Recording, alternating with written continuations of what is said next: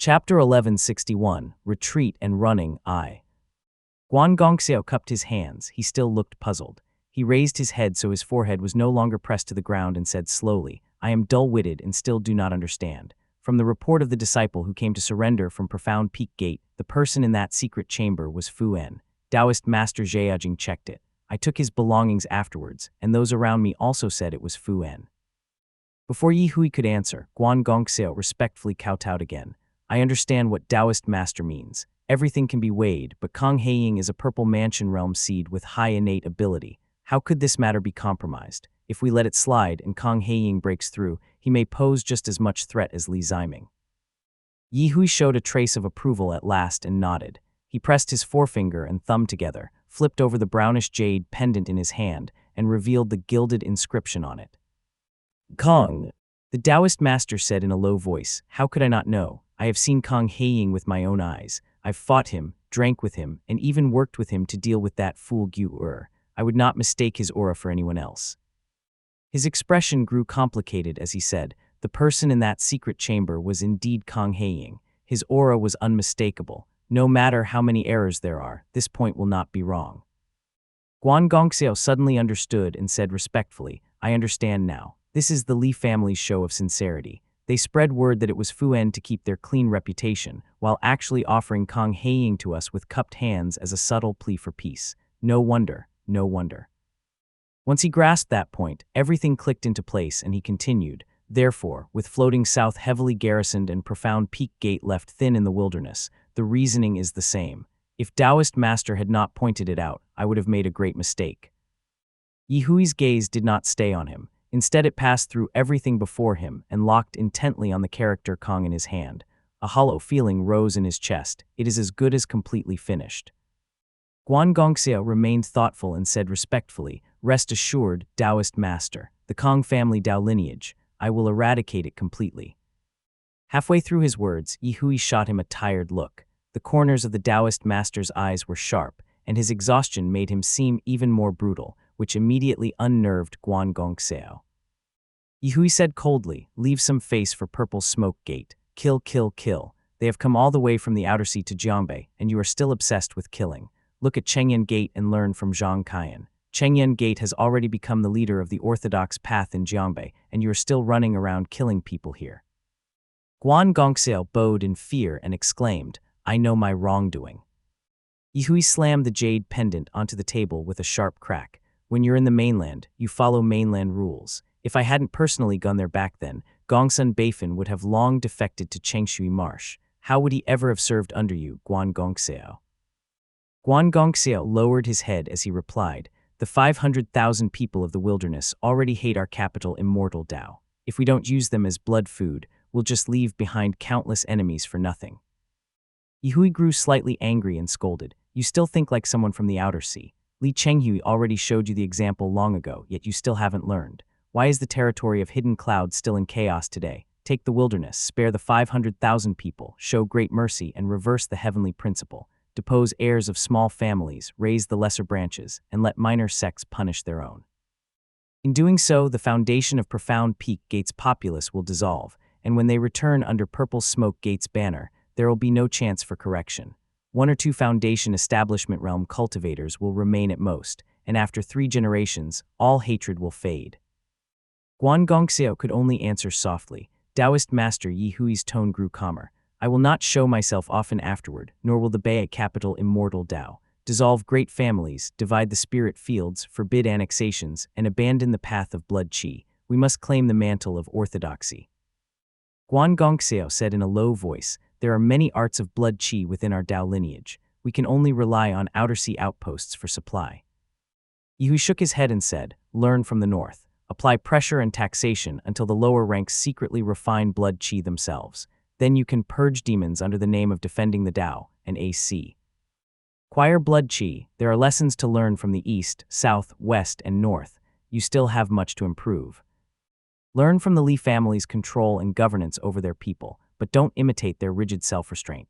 Learn from the Golden Feather sex restrictions on annexation, but not their complacency. You may learn from Cheng Yun's manipulation of public sentiment and its shift toward righteousness, as well as their subtle way of deceiving disciples into bitter cultivation while their masters draw in their qi. You can even study Sidhu Mo's opportunism. And that blood qi, let your disciples use it less in the future. Only take someone injured. Don't let others see you covered in murky qi and take you for a demonic cultivator. The Taoist master rose and walked down a few steps, glancing at Guan Gongxiao's expression. His tone finally carried a trace of earnest weight. Your aunt died young and bore me no child. I have no wish to remarry. The future of the capital Immortal Tao will belong to you and your Guan family. Were it not for your mother's dying wish, I'd have long replaced you as young master. You'd better conduct yourself well. Tears welled in Guan Gongxiao's eyes. He kowtowed 3 times in deep respect and said, Uncle, I will remember every word of your guidance. You are the master of the capital Immortal Tao, whether for 100 or 1,000 years. I will serve faithfully without ever wavering. Ha! Yihui laughed twice and scolded, Get out, you sure learn flattery fast. After Guan Gongxiao withdrew, Yihui sighed softly. Standing up, he murmured, A junior like Gongxiao may not be a bad thing. Perilous talents like Li Xiaowei, if they don't soar, will fall into the abyss. Mediocre ones like Kong Guxi are fated to collapse from being too unbalanced. Those like Zhang Kaiyan and Li Zijin are gifts of heaven, but too rare. Having just one who is willing to learn and listen is enough. Wilderness. As dusk deepened, Kong Guxi exited the hall and saw a group of people rushing up the mountain peak. They were led by his elder brother, Kong Gyuli. His face was filled with alarm and fear as he shouted, Ninth brother, the capital Immortal Tao has attacked. The situation was dire, and Kong Gyuli forgot all formality and called him Ninth brother outright. Kong Guxi had no time to mind it. His limbs went numb as he asked, How many have come? Kong Xiaoxiang stood to the side, the pride between his brows long faded, as he said anxiously, It's said that capital Immortal Tao's young master Guan Gongxiao personally leads the force. More than 10 Foundation Establishment Realm cultivators are with him, and the sky is filled with Dharma light. Our men caught a glimpse from afar and immediately retreated. I've already gone down to issue orders, telling each prefecture's direct disciples and cultivators to escort as many civilians to safety as possible. Most of them remain loyal. Guan Gongxiao has come. Kong Guxi was shocked and gritted his teeth as he said, We made evacuation plans years ago, but they've arrived so fast, and I doubt we can hold them back. Survival will be difficult. As he spoke, Kong Guxi immediately turned back toward the hall and called out, Qiuyan, take everything with you. As soon as he finished speaking, Kong Qiuyan responded and withdrew, but a deafening roar rang across the sky as blazing gray clouds billowed overhead, their white-red light reflecting across the heavens. Rings of cloud surged toward them. Boom! A torrent of overwhelming merging fire poured down, violently shaking the mountain's formations. The grand hall trembled as Kong Guxi was forced to rise into the air and rush beyond the formation. The man in the sky stood upon rings of clouds as he held up the merging fire command in a hand. Gray flames roared behind him. Who else could it be but Guo Hongjian? Kong family remnants come out and die. Chapter 1162, Retreat and Running, II. As the master of Profound Peak Gate, Kong Guxi possessed many Dharma artifacts. Thus, he lightly waved his sleeve, and a pale jade-colored mountain and a deep black banner appeared. He grasped the banner in hand as the mountain rose to meet the incoming flames, calling out, Taoist Guo, why such fury? He had long hated Guo Hongjian bitterly, but Crimson Reef Island was not a power he could afford to offend. No matter how much rage filled his chest, he dared not voice a word of it. Just as he activated his Dharma artifact, a wave of scorching merging fire struck down upon him, making the artifact creak under the heat. The murmur of incantations came from above, and a streak of crimson light shot toward him through the blazing haze. Merging fire harmed the body and soul alike. It was one of the most venomous arts among all Tao lineages. Kong Guxi dared not take it head-on and hastily raised the black banner, trembling inwardly. But Kong Guxi had little innate ability, having lived a frivolous youth with almost no experience in battle. Guo Hongjian, though not particularly bright, had survived many life-and-death fights. He fainted once and then sent out a whip of fire, aiming to snare Kong Guxi's artifact. Clang! Fortunately, Kong Gyuli arrived in time. The old man was far more experienced in combat. He produced a spear and hooked the fire whip, sending sparks scattering through the air. Guo Hongjian was just about to roar a threat to boost his morale when a thunderous shout rose from below. Cur dog! A man in golden armor burst upward, wearing a mask that hid his face. One hand gripped a spear, while the other held an axe. Only his eyes that were veined with red showed as he bellowed, "Do not harm my master of profound peak gate." He shot upward in a streak of golden light and plunged into the flames. His axe struck the cloud rings, knocking Gyu Hongjian backward in a stumble. Kong Guxi took the chance to break free and saw radiant light bloom in the sky as white brilliance descended. Kui Juyan emerged and spoke softly, "Gate Master, leave this to me. Take your people and retreat first." Kong Guxi hurriedly retreated, trying 3 or 4 times to extinguish the flames clinging to his Dharma artifact, but his robes had already begun to singe.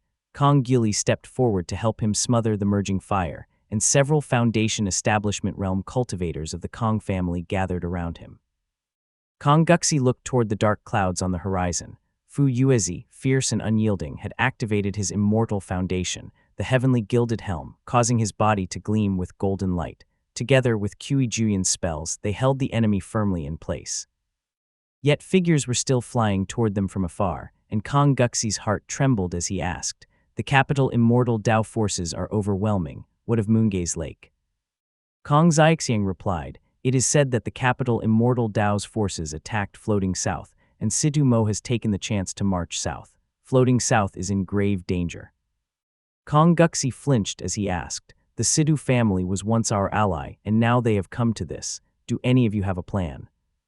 Kong Guxi had already told Kong Kyuyan to pack the spirit items early. His meaning was clear, and even the slowest among them understood, replying respectfully, "The capital immortal Dao's strength is overwhelming right now. We should withdraw." Kong Guxi lamented aloud, "But the wilderness still holds the people of our profound peak gate." They hurriedly hauled him up. Though Kong Guxi wailed, his legs were weak and they dragged him along. The group took to the clouds like wind, nearly leaving Kong Kyuyan behind, who was still gathering the smaller valuables. Kong Kyuyan, embarrassed, led the disciples in pursuit. Kong Guxi immediately said, "Hurry and inventory the spirit items and Dharma artifacts." The Foundation Establishment Realm cultivators busied themselves with the count. They had already lost their mountain gate once. Losing a new base did not seem as painful again. Only a few disciples and relatives remained in the wilderness. They were likely to be scattered, and soft sobs rose up. Kong Guxi sent several people out and quietly instructed, "I have crushed the jade talismans. Everyone knows to flee. If you remain uneasy, you may go and provide aid to 1 or 2 places." Most of the profound Peak Gate disciples left were relatives of the Kong family. Their kin had already moved onto the lake. Only a few remained on local guard duty nearby, so they dispersed to provide aid. A slightly unsettled Kong Gili asked, "Gate Master, if we abandon the land and flee, will Moongaze punish us?" "It should not be a grave matter." Kong Guxi paused and lowered his head as he said, "Capital immortal Dao comes with overwhelming force. If we can save our lives, I believe Daoist Master will be relieved. As for punishments, they should not be severe." He sighed, putting Guan Gongxiao aside. "There is also Gyu Hongjian at the peak of the Foundation Establishment Realm. His merging fire is too fierce, and we are no match. If we are any slower and one of them catches us, who knows if we can survive? If the other comes as well, escape would be impossible." They stood in silence for a moment. Black clouds had already covered the eastern sky, and the number 1 mountain of Moongaze, Millen Mountain, on the eastern shore, gradually came into view. Kong Guxi grew alarmed, looking back several times as he murmured, "Let's first see the 3rd young master, Li Chenghuai. We will visit him later." He rode swiftly toward the eastern shore's border, only to find cultivators moving everywhere. The area was restless and unsettled. Landing on the ground, Kong Guxi sent men to inquire, and before long, a tall man with golden eyes and long hair strode briskly down from the hall, his steed. "Yes, firm and steady. 3rd young master." Li Jiangxia had been overwhelmed these past few days. The hearts of the people in the wilderness were unsettled, and as a direct descendant, he had to personally handle countless affairs. Now that the capital Immortal Dao had launched its attack, the troubles had only multiplied. Though worry clouded Li Jiangxia's expression, he still greeted Kong Guxi courteously, nodding quickly as he spoke. "How is the situation in the east? I saw Lord Kui fly over in a beam of light. Did he manage to stop them? Has the Gate Master suffered any injuries?" Kong Guxi replied, "I am ashamed to say the capital Immortal Dao's troops came too swiftly. Gyu Hongjian's strength was overwhelming, though fellow Daoist Kui managed to hold him back. Crimson Reef Island harbors ill intent, so I dared not linger and withdrew on my own accord. I was not injured. Li Jiangxia had bound and sent Fujai away not long ago, and Kong Guxi had been forced to kill him with his own hands. Yet the two avoided the topic, showing no trace of resentment. Li Jiangxia only raised his head slightly and asked, "The people of Profound Peak Gate still remain in the wilderness. Has the gate master arranged for disciples to escort them to the eastern shore?" Kong Guxi found it hard to speak. After a moment he said, "There were arrangements, but Gu Hongjian came too quickly. We fled in disarray and lost control of the situation. However, I've already sent orders for disciples to gather and organize." Li Jiangxia lowered his gaze and nodded, then asked again, "Were the minor families and Orthodox temples under Profound Peak Gate's rule also evacuated?" Kong Guxi looked uneasy and answered, "No, they only received word. We'll have to check later and see how many managed to survive." Li Jiangxia lifted his chin thoughtfully and replied, "Since you have already escorted your disciples here, have them return to the eastern shore to the border between the wilderness and the shore and assist Lord Qi's retreat according to the situation." Kong Guxi nodded repeatedly. Behind Li Jiangxia, and Xuantong sighed inwardly and bowed his head in silence as he thought, "What a pity. The foundation of Profound Peak Gate has finally fallen to ruin. At this point, before my eyes stands not the master of Profound Peak Gate, but merely a remnant of the Kong family." Chapter 1163, Fiend. At the ends of the earth. The small island was covered in dense jungle, with wild beasts darting through the undergrowth. Scattered villages lay hidden within the jungle. The spiritual energy was faint, yet a turquoise, unfathomably deep hot spring bubbled at the center of the island. Several streams of clear water flowed outward into the forest. By the spring, a cultivator in black robes sat cross-legged in silence. After half a day had elapsed, another cultivator in brown robes arrived, landed beside the pool and cupped his hands respectfully, saying, "Fellow Taoist Feng, I've borrowed the fire-repelling shield." The rogue cultivator, surnamed Feng, immediately leaped to his feet, clearly having been lost in thought, and replied, "Many thanks, fellow Taoist Feng. Quickly bring it here." The man surnamed Fang pulled a crimson jade pearl from his sleeve and said with some reluctance, "Be careful with it. I had to pawn my family's heirloom, the Noon Pavilion talisman brush, and even pay an extra spirit stone as rental. If that brush weren't so unique, they'd never have agreed to lend it out." The rogue cultivator Feng glanced at him and said patiently, "Rest assured, I've visited this island many times. These savages were raised here by my ancestor for our descendants' use. Fearing that they might produce someone powerful, he never even taught them to read. This island has always been lacking in spiritual energy, but when I came today, I noticed a faint trace of spiritual qi. It is surely due to some disturbance in the earth veins beneath that boiling spring at the island's center." He infused the jade pearl with mana, and it instantly swelled and expanded, transforming into a crimson barrier covered in runes that enveloped them both. As he led the way into the lake, he said, "I once visited Master Alchemist Zia of Musi. He mentioned that when a spring's water turns clear green and surges from deep underground with an ascending flow, it becomes a cavern spring. There exists a great Tao lineage within the mainland that cultivates this Tao. It is called pristine water." The cultivator surnamed Fang asked, "Pristine water, what sort of water is that, and what level does one reach upon mastering it?" Fang dusted his robe, pointed above, and said, "Higher than the heavens, of course." The surrounding lake water grew increasingly hot, and the cultivator surnamed Fang cried out in alarm, "Higher than the heavens. That must be the Tao lineage of a Foundation Establishment Realm cultivator." Fang merely smiled and shook his head. "That's called the Purple Mansion Realm. They are cultivators of the Purple Mansion Realm Tao lineage. Don't be fooled by those so-called lords of the island who can move mountains and fill seas. One glance from such a cultivator could end them instantly." Changing the subject, he said, "Still, whatever lies within this cave has stirred such a great commotion that the island's spiritual energy is surging. It must be a spirit item of the Foundation Establishment Realm. If we can obtain it, the rest of our lives will be free of worry."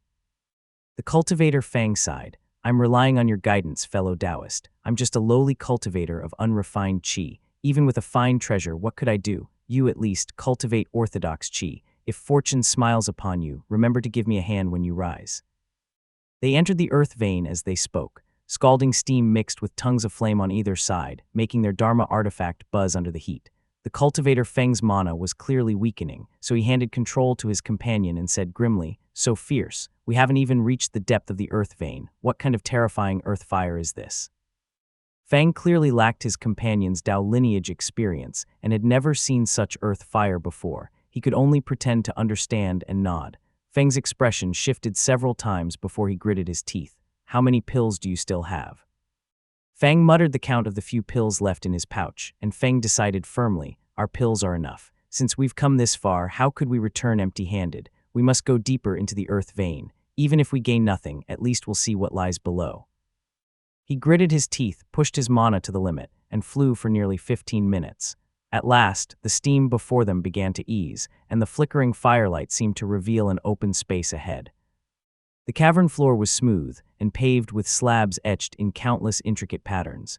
A jet-black flame leaped atop an altar-like platform at its center. Excitement surged through their minds. Before they could recover from the shock, Fang took advantage of a moment when the flame dimmed and peered ahead. Faintly, he saw a skeleton beside the fire. The skeleton sat cross-legged, seemingly long dead by the look of it. A golden storage pouch, metallic in texture, lay beside it, gleaming even brighter in the flickering flames. Fang's heart trembled violently, and greed flared within him, a cultivator's resting place. My fortune has come. He immediately retreated and whispered, I can't hold on much longer, we must go.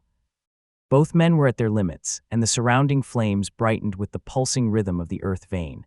Fang already felt the soles of his feet burning. He nodded repeatedly, and together they vanished swiftly into the sea of fire. Once the two departed, only endless fire remained. The skeletal fingers twitched, flesh and skin instantly regrowing. A silver-white Taoist robe shimmered to life, revealing a dignified and handsome face. Li Ziming let out a long breath, feeling a rare sense of relief. Someone's coming.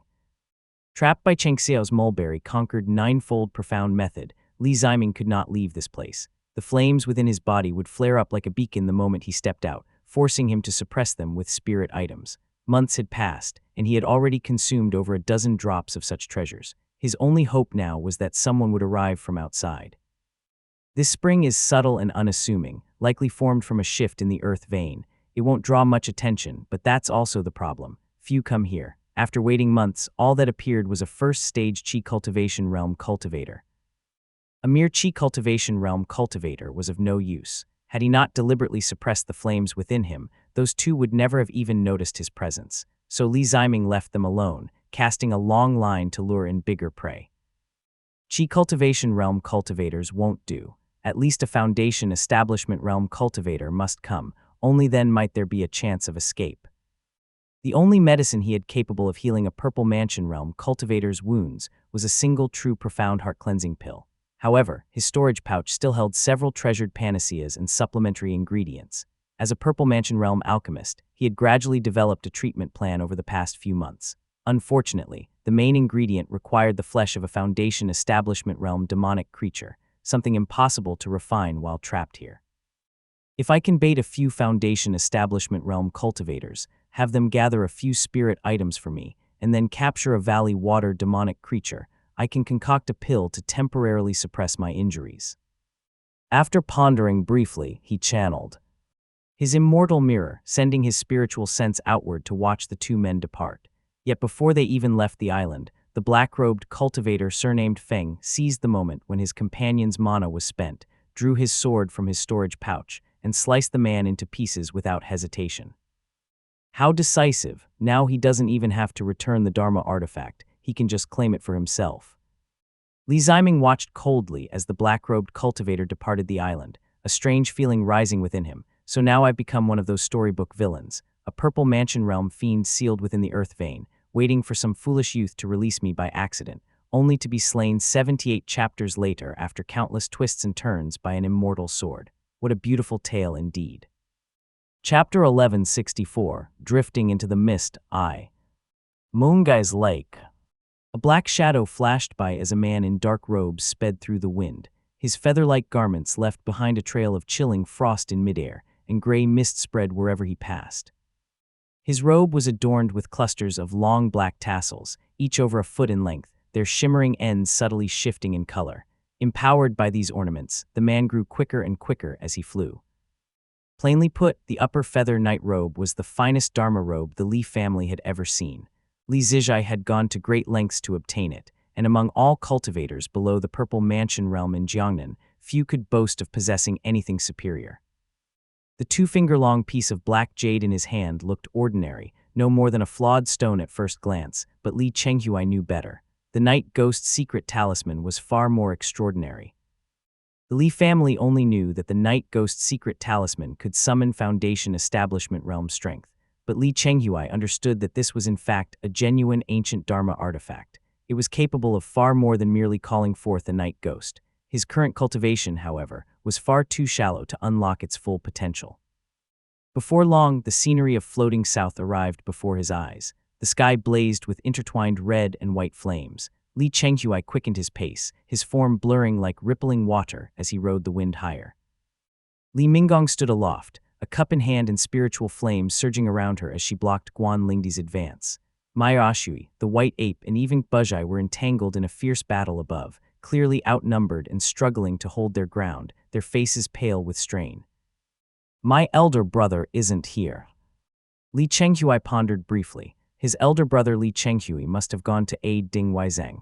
He drew the black jade from his sleeve, placed it on his palm, and tossed it lightly into the air.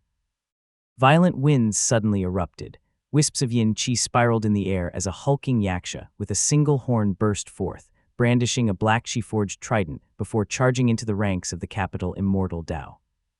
The yaksha's strength was formidable. It dissolved into a cloud of black qi, spreading a wave of icy chill that shattered the enemy cultivators' spell arts. With another sweep of its trident, chaos erupted within the capital Immortal Dao formation. Meanwhile, Li Chenghui emerged from the shadows beside Guan Lingdi, drew his sword, and unleashed a gleaming blade arc as vast as a sail. Startled, Guan Lingdi's body dissolved like mist. Li Chenghui flicked his robe, fading into the air himself, only to hear a soft voice beside his ear, "Younger brother, there's no need to be so fierce." He immediately recognized the voice of his eldest sister, Li Minggong. Though startled, his reaction was swift. He slowed his strike by half a beat, letting the sword light slide harmlessly past, and spoke through voice transmission, "This is." Li Minggong, who had already suspected the situation, answered briefly, "The capital Immortal Dao is merely posturing. Their true goal is to destroy the foundation of the Profound Peak Gate. At this point, there's no need for head-on bloodshed, just focus on holding them off." Li Chenghui immediately understood and began channeling his sword arts. His spell and sword techniques were solid and forceful. As he pressed forward with a flurry of strikes, Guan Lingdi, though fighting two opponents at once, retreated in measured steps, never pressing too hard in return. Guan Lingdi possessed a superior level of strength. Even when holding back with the intent to spar, she had easily suppressed Li Minggong earlier. Now that Li Minggong finally found a brief respite, the words of Taoist Master Tinglin and the ambiguous attitude of the capital Immortal Dao resurfaced together, allowing her a moment to think clearly. So in the end, it isn't truly the capital Immortal Dao behind this, but Cheng Xiao seeking to harm our family. Could his pursuit of our family's Taoist master into the sea have been his sole purpose all along? She channeled her mana into the six-cornered scarlet flame lamp in her hand. The red and white plumage of the Purifeather radiant fire ignited in spirals of flame. From what Taoist Master Tinglin implied, it seems Cheng Xiao himself has yet to return. But if he had laid out a scheme long ago, seeking to seize what belongs to our family, then wouldn't now be the time for his plans to surface?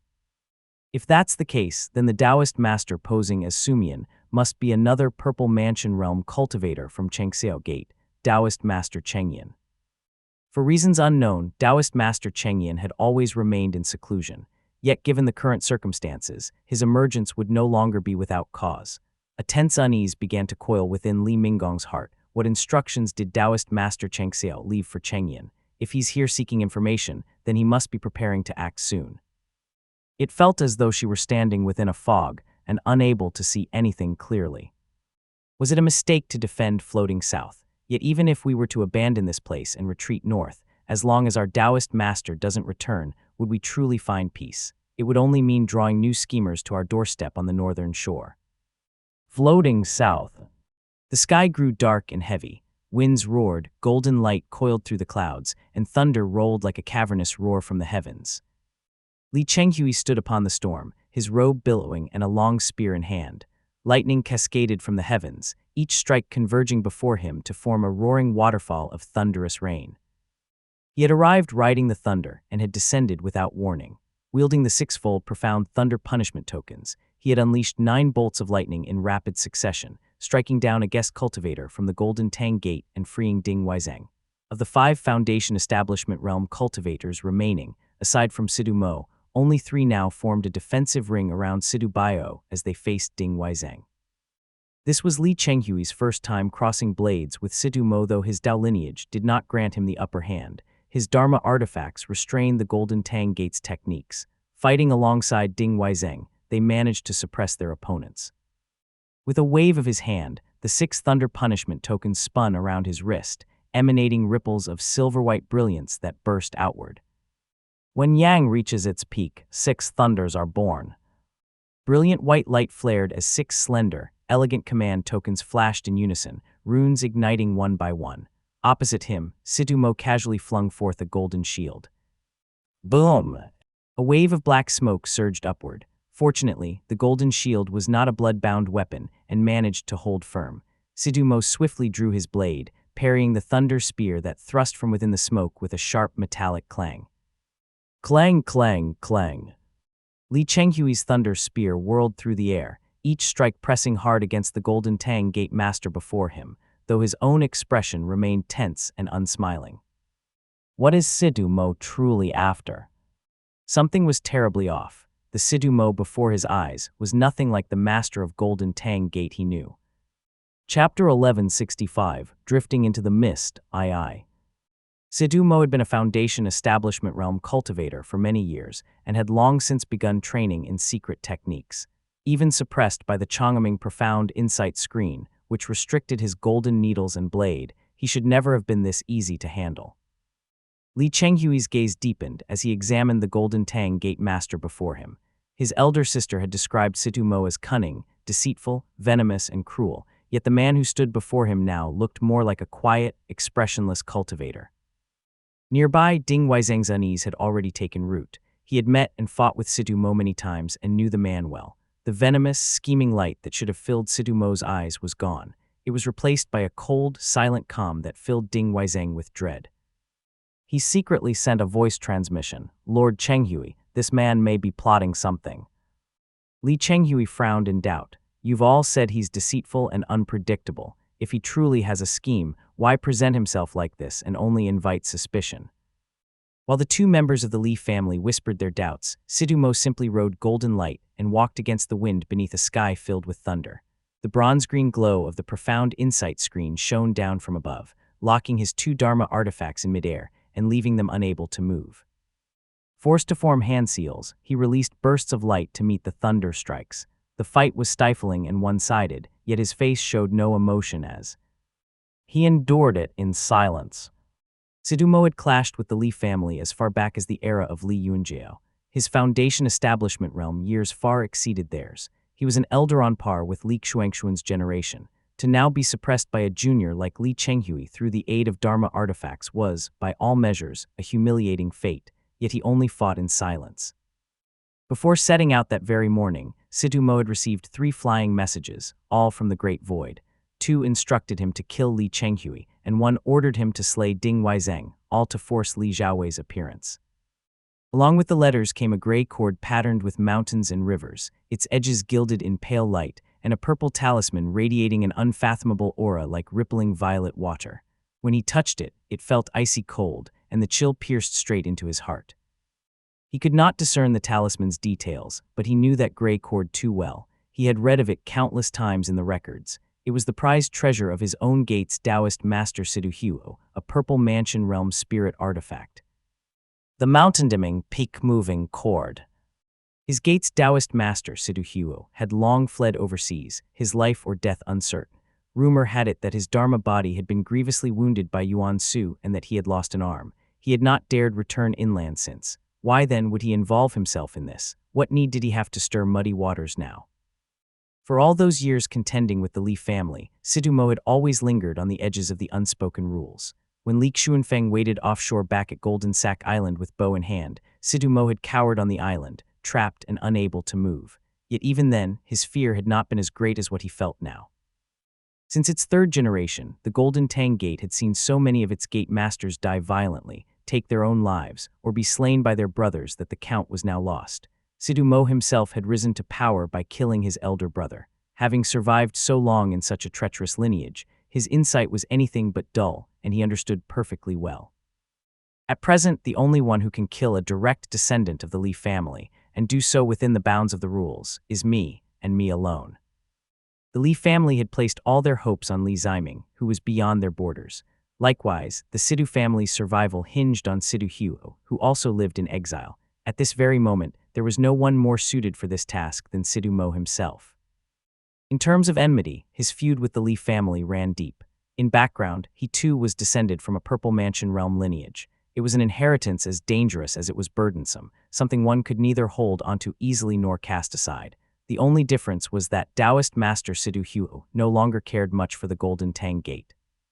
Once he, Sidu Mo, killed Li Chenghui, who would Li Ziming take revenge against? The few remaining disciples of the Golden Tang Gate, who could simply shut their gates and feign death, Cheng Xiao, Yi Hui, surely the ones who had sent him the spirit artifact and talismans had already considered this outcome.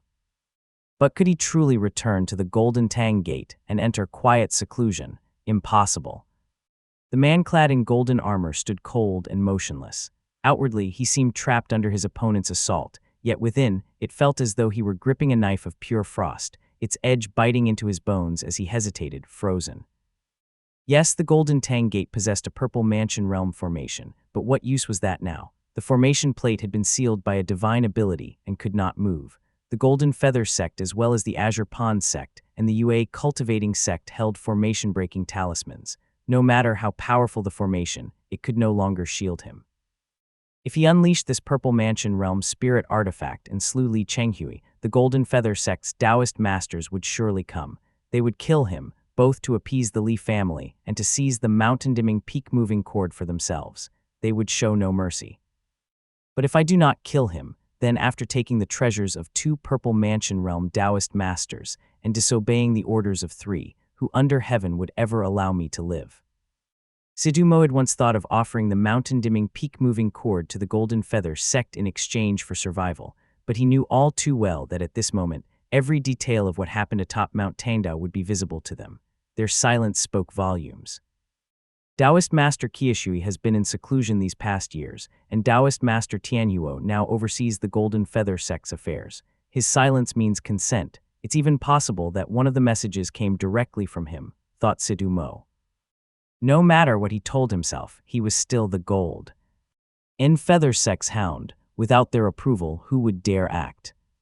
Sidu Mo gripped the spirit artifact hidden in his sleeve, his knuckles pale. Each passing moment felt like a grain of his life slipping away. At last, he raised his sleeve and murmured softly, Li Chenghui.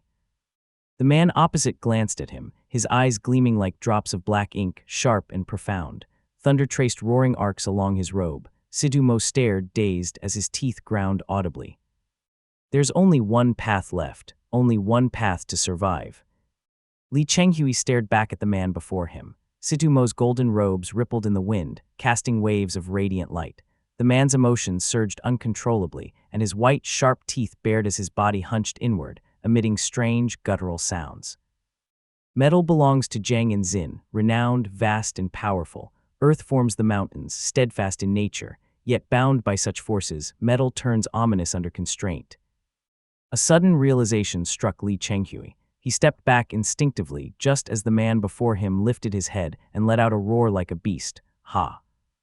Time seemed to slow. Li Chenghui saw with chilling clarity as a gray cord slithered out from the man's sleeve. Its surface was engraved with layered mountain and river patterns, lined in gold, and surrounded by a faint white glow. The world before him darkened in an instant. Boom!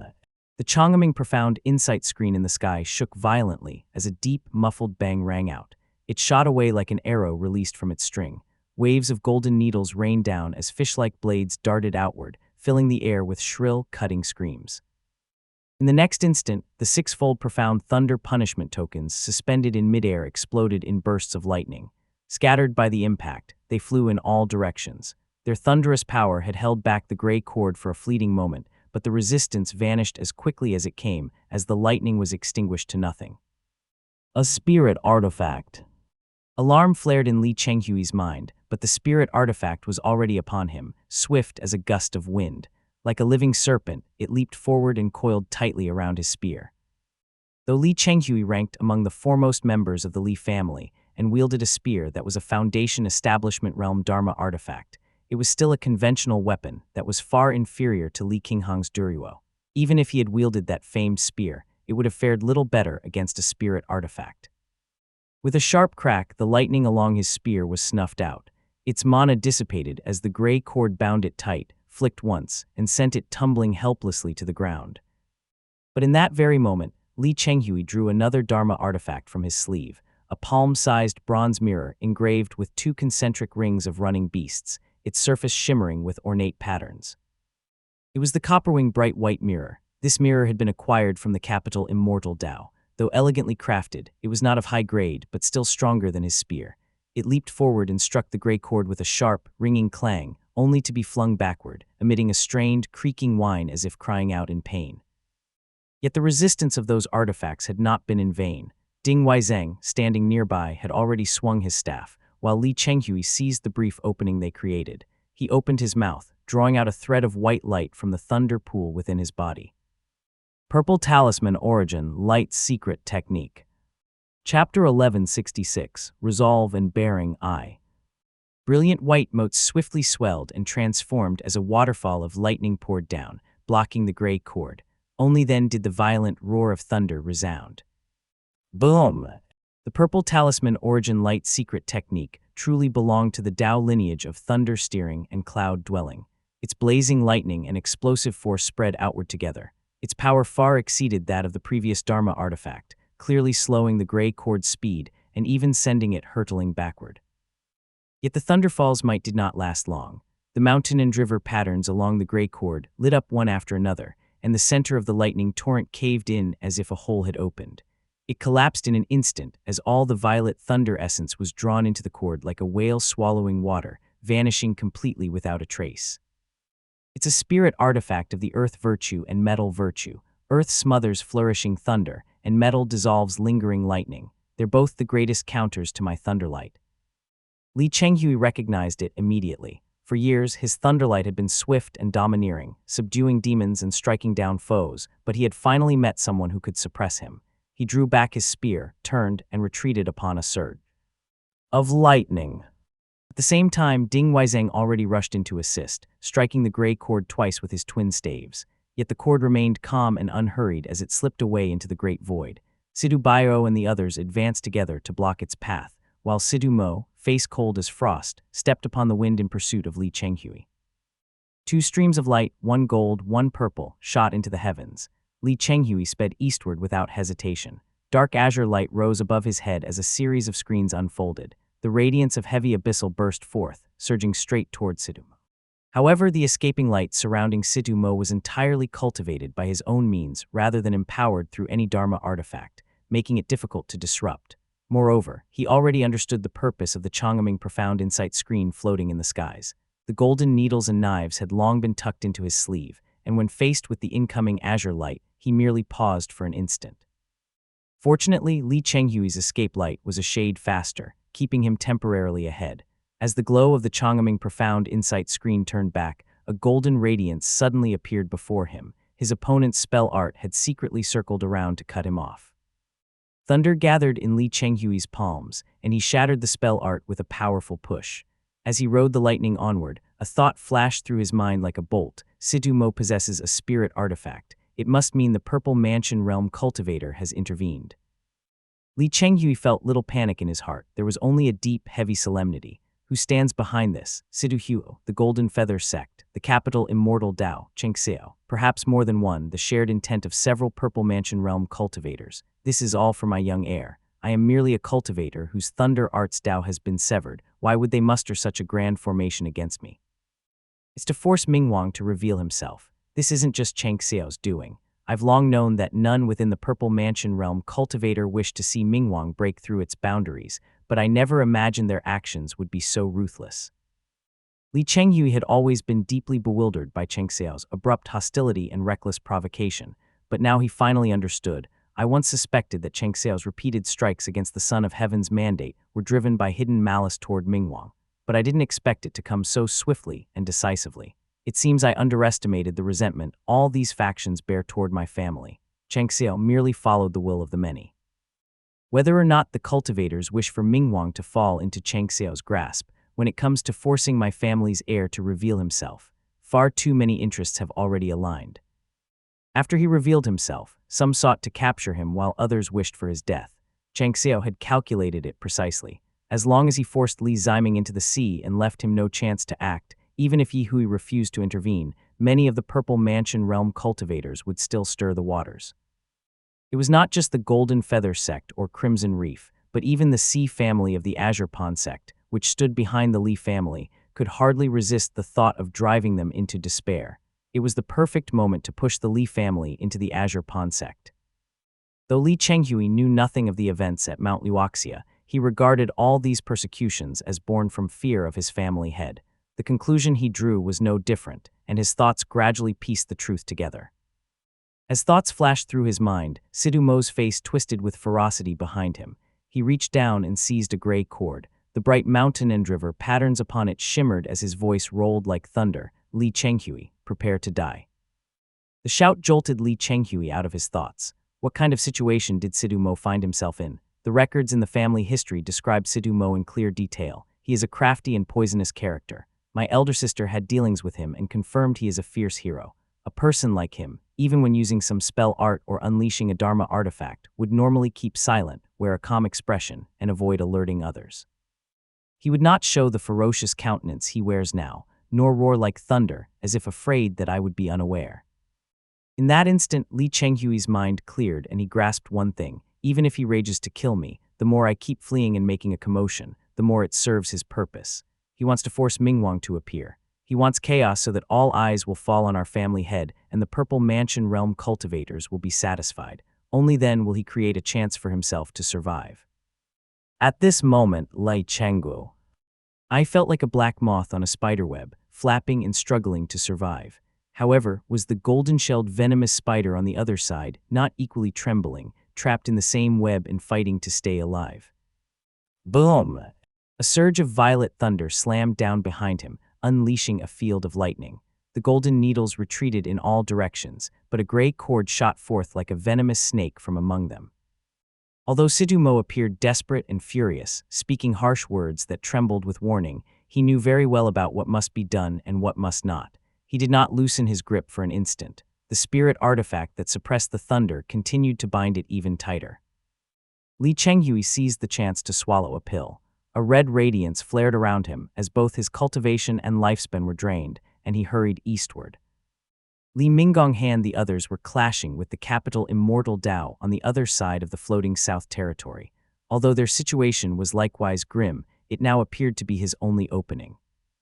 How ironic! The capital Immortal Dao became our family's public enemy after we attained the Purple Mansion realm. The other families treated us politely and smiled, yet now it seems we must rely on the goodwill of the capital Immortal Dao. How strange the ways of the world were. Everything could reverse overnight. Li Chenghui broke through the air and mounted the lightning, only to hear Sidhu Mo unleash a mad roar behind him. Run, do you think you can escape?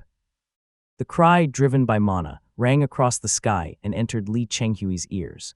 The young man's expression flickered with a moment of hesitation as thoughts raced through his mind. Can I get away? If they merely used Sidhu Mo to pursue Li Chenghui in order to force Li Xiaowei to appear, the small floating South Territory, barely the size of the north shore of Moongaze Lake, was far too limited. Thunder moved swiftly, and if there was the slightest delay while capital Immortal Dao lent its aid, it would waste a precious opportunity. It is not mere pursuit, it is my life. Sidhu Mo likely means that he wields more than one spirit artifact. If pressed, they will strike first. When Li Chenghui's thunder subsided, the gray cord dropped and blocked the road ahead. He forced himself to take a step, feeling his entire body grow 3 parts heavier, then changed course toward the river.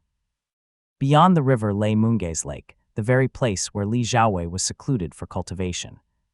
Sidhu Mo immediately understood that his opponent had seen through the plan. He felt an extreme relief, yet sweat still broke out across his brow as he thought, thank heavens the Li family is clever. He never would have imagined such a thought would arise in his mind, and yet it had clearly surfaced.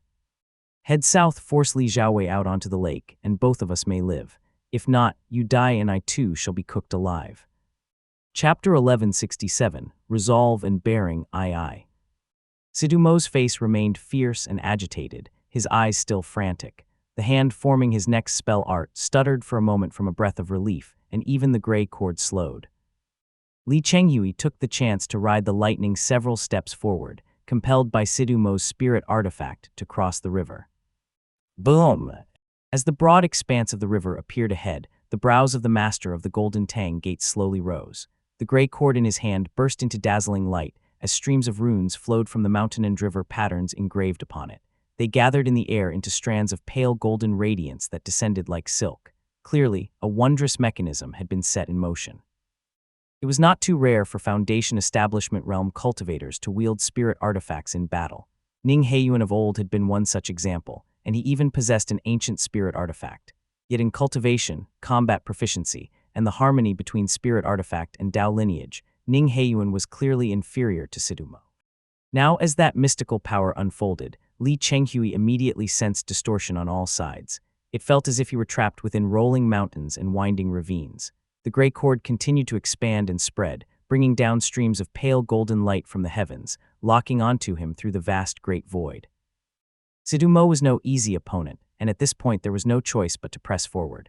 The Golden Tang Gate Master was beginning to feel confident and was already calculating his next move. The mountain-dimming peak-moving cord must never remain in my hands.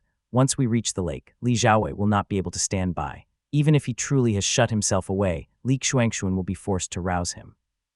Once he appears, I'll strike him with the mountain-dimming peak-moving cord, brand Li Chenghui with a purple mansion realm talisman, abandon the spirit artifact, and flee.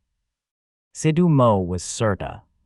And that as long as the mountain-dimming peak-moving cord was no longer in his possession, the scrutiny from the purple mansion realm cultivators upon him would diminish by 90%. As long as I do not flee while carrying the spirit artifact, nor hide within the great formation of the purple mansion realm at Mount Tangdao in the north, but instead head straight for the eastern sea, I will surely survive. After all, I can still use this to bait out Li Ziming. As long as I remain useful, I can live. Sidumo truly lived up to his reputation as one who had climbed from the status of a concubine's son to the position of sect master. Even in this hopeless situation, he had found a sliver of life. He no longer feared what Li Chenghui might do. He only stared quietly at the man's back as he thought, Li Xiaowei will appear sooner or later. When he does, it may not even bring calamity, but it will at least save your life. There is no one under heaven who does not cherish their own life, and it is not even his death I seek in exchange. Sidumo's gaze remained fixed upon Li Chenghui. Despite the suppression of the spirit artifact and the safeguarding talismans, Li Chenghui knew full well that to stop meant certain death. However, doubt once again stirred within Sidumo, but the Li family binds its descendants with bloodline and ancient morality, and Li Xiaowei is the family head. Who can say if Li Chenghui is not the sort of stubborn fool willing to die rather than yield? At that thought, he silently hid a cluster of golden needles within his sleeve, infused them with mana, and called out in a chilling voice, Li Chenghui, if you dare to die, I'll turn and kill Li Minggong instead. Li Chenghui's figure was streaking across the river's surface like lightning, but came to an abrupt halt. Sidumo's cold voice rang out, don't think I wouldn't dare. The esteemed Taoist masters would only call me sensible. Li Chenghui's eyes widened slightly, his lacquer-black pupils fixed on his foe. One hand was raised with joined fingers, suspended 4 centimeters before his chest, while the other extended backward in the same posture, each holding a golden talisman between its fingers. The talisman before Li Chenghui suddenly flared, blasting out deep azure light that was weighty as stone and as solemn as an ancestral temple. It was none other than the earth virtue and azure manifestation Dao's blessing art. Meanwhile, the talisman behind him shone with intense black light, shadowy as a forest shade and as eerie as a shaman's temple. It was concealment of the shamanic talisman Dao. Shamanic Talisman Dao Golden Talisman. The stack of shamanic talisman Dao Golden Talismans brought back by Li Xuanfeng from the Great Ning Palace was counted among the Li family's prized treasures. Several of the Li family's direct descendants carried them. Li Zijian had once used the transformation talisman to take on the guise of Guo Hongyao, and now the remaining 2 kinds had finally found their use. Once the Earth Virtue Azure Manifestation Blessing Art was activated, it immediately turned into a heavy golden radiance that flowed across his body. The transformation was not drastic, but when paired with the black light of the shamanic talisman Dao's concealment art that surged from Li Chenghui's form, it halted the gray cord suspended above in midair. Normally, once a spirit artifact locked onto a Foundation establishment realm cultivator through the Great Void, escape would be utterly impossible. Yet at this moment, Li Chenghui seemed to vanish from the world, slipping free from the golden radiance and rising aloft upon lightning. Good, I've shaken it off, thought Li Chenghui. Li Chenghui clearly remembered the purpose of the shamanic talismans. When Li Zijai had brought them back, he had explained that the concealment talisman was derived from the Purple Mansion realm, divine ability, known as Untraceable Presence, and its greater function was to evade the Purple Mansion realm cultivator's divinations. They can no longer calculate my whereabouts. Li Chenghui understood perfectly. The current chaos was born from the great families pushing and getting pushed by one another as they fanned the flames. Now, no Purple Mansion realm cultivator would personally employ a divine ability to trace either Sidhu Mo or himself. My family's Purple Mansion realm cultivator stands in the open, watched by all. None wish for their own family to lose peace for another 400 years. If they can't divine my next step, that grants me the freedom to act. Only then did his figure emerge from the golden light. Sidhu Mo jolted in alarm, but his eyes had already turned golden. He stepped forward as a golden needle shot from his sleeve, scattering countless golden threads of light in all directions. His reaction was astonishingly swift. The Dharma artifact had long been hidden within his sleeve, and the instant Li Chenghui drew his tail eyes. Man's Sidhu Mo was already casting his spell, almost in perfect unison. Li Chenghui's sudden move would have caught any ordinary Foundation establishment realm cultivator off guard and created a brief opening for escape, but the Purple Mansion realm cultivators had chosen their blade well. Sidhu Mo was a man tempered by hatred and hardship, honed too sharp and far too quick. Clang! The tens of thousands of beams released by the golden needle extended for several kilometers in an instant, and a crisp sound of impact came from the east. The sound had yet to echo back when Sidhu Mo, sensing through the link between his Dharma artifacts, twisted his head sharply. His venomous eyes were bloodshot, golden light gathering within them as they shot forward like twin arrows loosed from the string. A chill spread down Li Chenghui's back. Suddenly his mind flashed back to the days of his Qi cultivation realm, when he guarded a small island in the eastern sea. The waves had been vast and ceaseless, the sunset golden yellow, and he had held the family history in his hands, able to recite every passage by heart. Later, when the golden bowstring was stationed at the eastern sea, he remained on the island and would not emerge. When Sidhu Chen arrived, he was deceived and slain, unable to return. Upon hearing the news, Cheng looked back and said, "When my late granduncle still lived, he had long worried over this man, could not rid him, and once spoke a warning that I still remember." Liao said I would hear it in full. Cheng replied, judging by his resolve and bearing, he will surely become a future calamity. Chapter 1168, Unexpected Eye. The glow of the shamanic talisman Dao Golden Talisman flowed across Li Chenghui's body. Thunder surged beneath his feet, and a fierce golden light rose from his back. The young man's thoughts were quickly interrupted. Boom! Sidhu Mo had been deceived and had nearly lost track of him. His panic and fury were beyond words. The agitation on his face was no longer an act of pretense, but the true, seething wrath of a hunter bitten by his own prey. The master of the Golden Tang Gate shone brilliantly, the rhombus-patterned golden robe upon him flickering with layer after layer of runes. As he stepped forward and reached out to seize the air, his speed became utterly different from before. A surge of red and violet radiance flowed over Li Chenghui's body, and all the purple thunderlight gathered beneath his feet.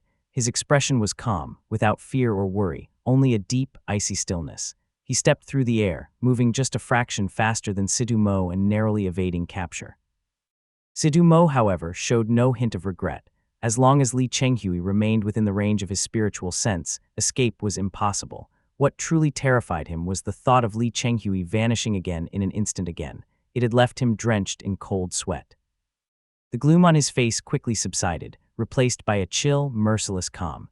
A glimmer of gold rose from the back of his head, transforming into a white gourd that gleamed like snow. A spell art or a Dharma artifact. Li Chenghui had no time to discern which. A tide of frost-colored brilliance poured out of the gourd, shining down like heavenly light that tore through the clouds and enveloped his body. Sidhu Mo was in no way slow. As he closed the distance again, he joined the fingers of both hands, pressing them together at the middle joint and murmured, "Receive the righteous color of the West, let the chi arise." Sidhumo had deep and extensive battle experience. As he chanted his spell, the golden needles and golden blade flew from his side, soaring into the air to seek the Chang'oming profound insight screen. The faint azure glow it emitted revealed its position, proving that his strike had forced the Dharma artifact to manifest. The cascade of cold, misty light poured down upon Li Chenghui. He already knew Sidhumo's past attacks had rarely been at full strength. Thus, he raised the thunder in his palm, prepared to resist the oncoming frostlight. Yet at that moment, the bluish radiance on his body rippled unexpectedly. The brilliance of the blessing art appeared, and the streaming frostlight scattered away as if reflected off a smooth, round stone. He did not even need to act. It was his first time using this talisman, and he was unfamiliar with it, but the result was a pleasant surprise. He immediately raised his thunder as a sharp whine split the air above. Clang! A dark golden Rui scepter appeared above his head and came crashing down.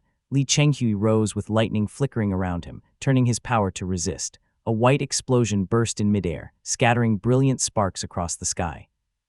Unfortunately, gold was born of earth yet different from it, and was able to restrain thunder.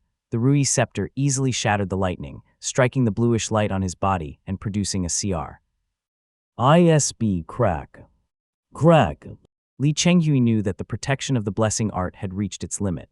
Seizing the last remnants of its glow, he took several hurried steps forward, forming a hand seal and uttering, "Yang arise." Before the spell seal in his hand was even completed, he felt a wave of chill coming from behind. The Zheng metal's cold fiendish energy surged in, striking the dark glow of the shamanic talisman Dao on his body. The black radiance rippled like the rising and falling of tides and vanished in the blink of an eye. The power of concealment had been invaded by the cold fiend energy and shattered completely. PFF. Li Chenghui spat out a mouthful of blood that turned into searing lightning as it scattered. His cultivation was far inferior to his opponent's. His years of training could not compare, and his lightning arts were countered by the enemy's elements. To even speak of fighting back with spell arts was futile. Enduring the pain, the young man continued to ride his lightning forward. Sidhumo's eyelids twitched as he saw him persistently flying east, his expression growing darker and more vicious. He still refuses to end it. The snake-like gray cord slithered up his sleeve. As soon as Li Chenghui gained a bit of distance, Sidhumo hurled the spirit artifact forward. Since Li Chenghui's talismans were now destroyed, the spirit artifact slipped into the great void and locked onto him once again. The golden-patterned mountain and river light curtain of the gray cord descended from the heavens, sealing the eastern path completely. Hatred surged through Sidhumo's chest as he watched Li Chenghui trapped like a bird in a cage within the curtain of light. Yet even so, a faint sense of powerlessness welled up in him, and he muttered under his breath, You fool, you would throw your life away. How many of your Li family do I have to kill before you understand? Li Chenghui raised his spear, his eyes fixed steadily on the man before him, and said quietly, You can kill me if you wish. Since killing me won't bring anyone out, killing others will be just as useless. Once you've served your purpose, let's see who will protect you. Sidhumo felt a surge of hot blood rise in his chest, choking him to the point where he could neither swallow nor spit it out. Everything was now laid bare. Li Minggong and the others would surely arrive as reinforcements. Ding Weizeng without the Chang'oming profound insight screen would soon fall, and his own people were also on their way. Since Li Chenghui refused to return to the lake, there was no option left but to kill him. Still unwilling to give up, Sidhumo asked, Zhejiang's plan has failed. How long do you think Li Xiaowei can keep hiding? What good will your meaningless death do? Li Chenghui fell silent. He glanced at his opponent, his striking eyes devoid of emotion, and replied, Kill me if you wish. When my family's forces arrive, they will kill you in turn. Boom! The light curtain of the mountain-dimming peak-moving cord began to tremble, as though someone had drawn near.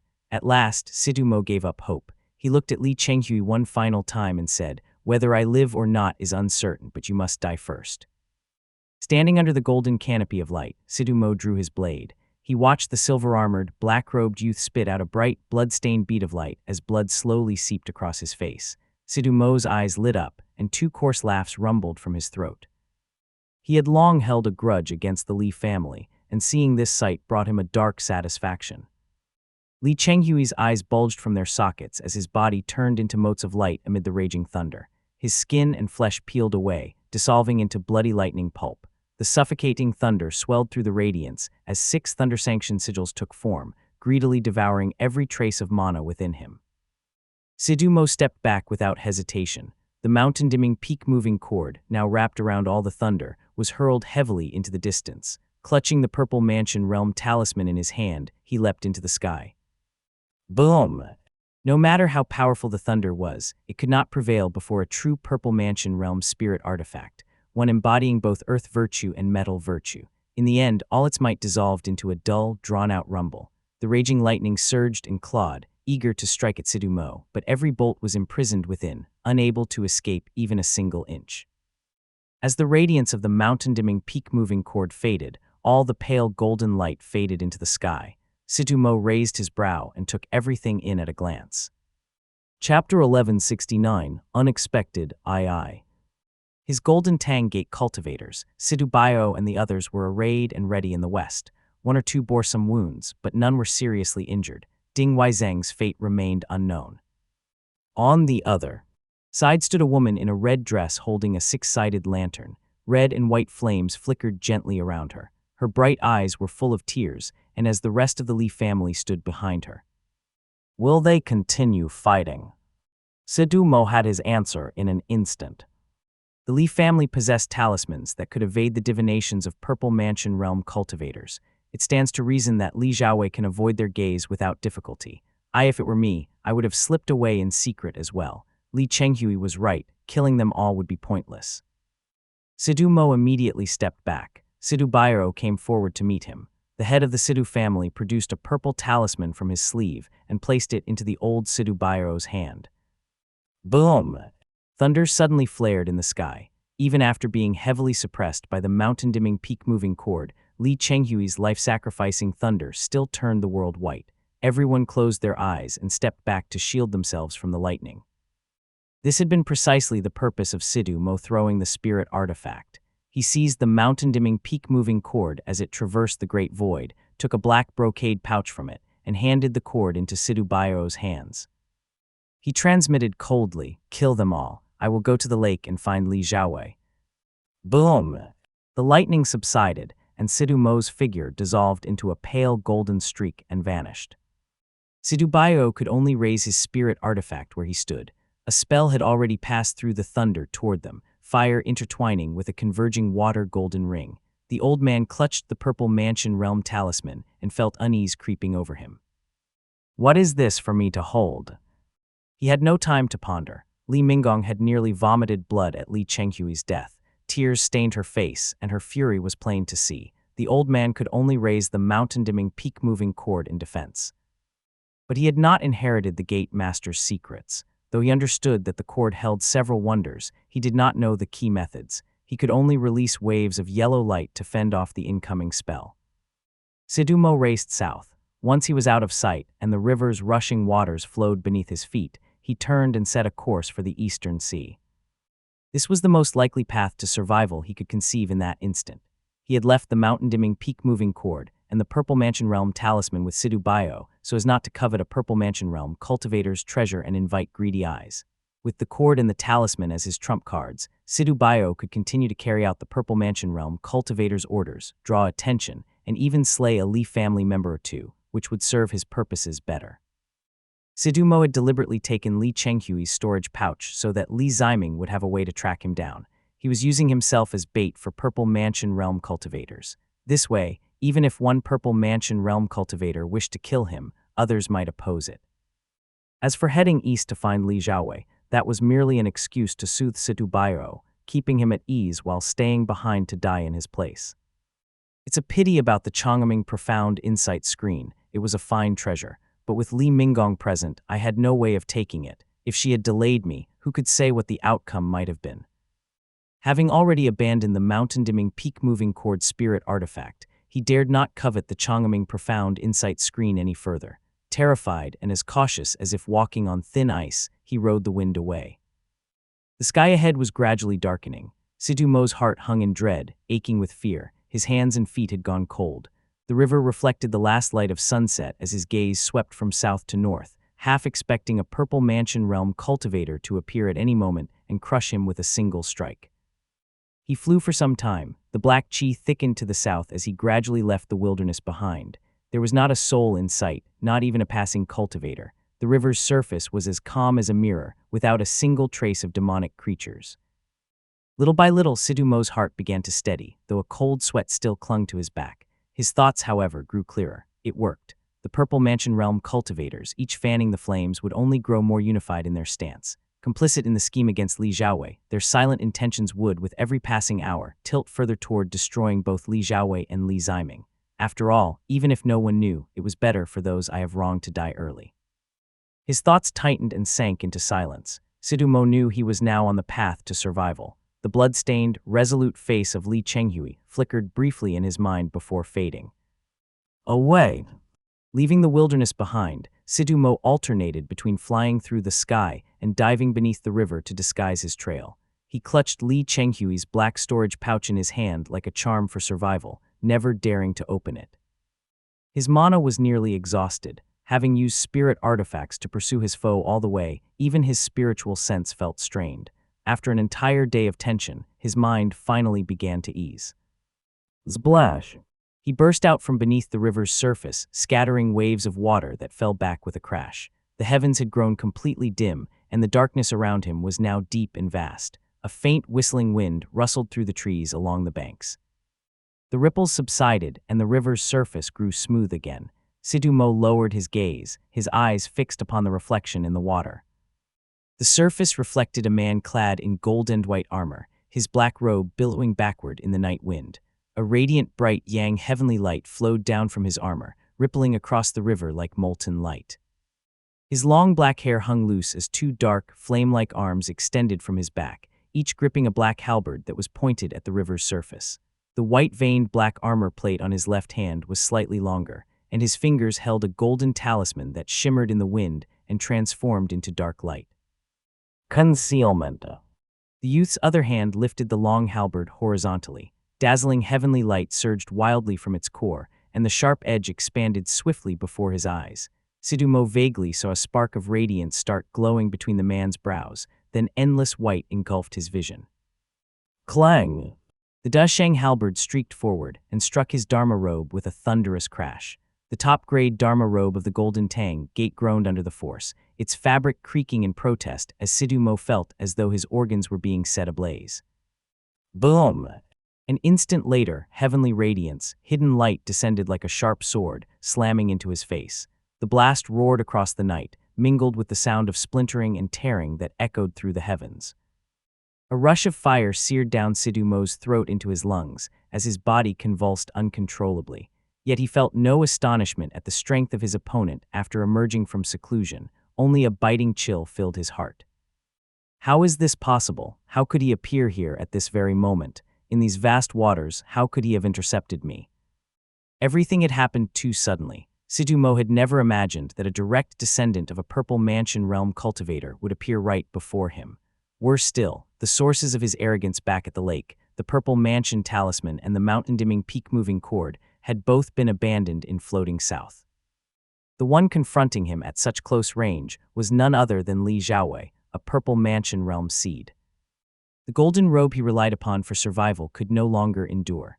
Its luster dimmed in midair as radiant light flooded the sky.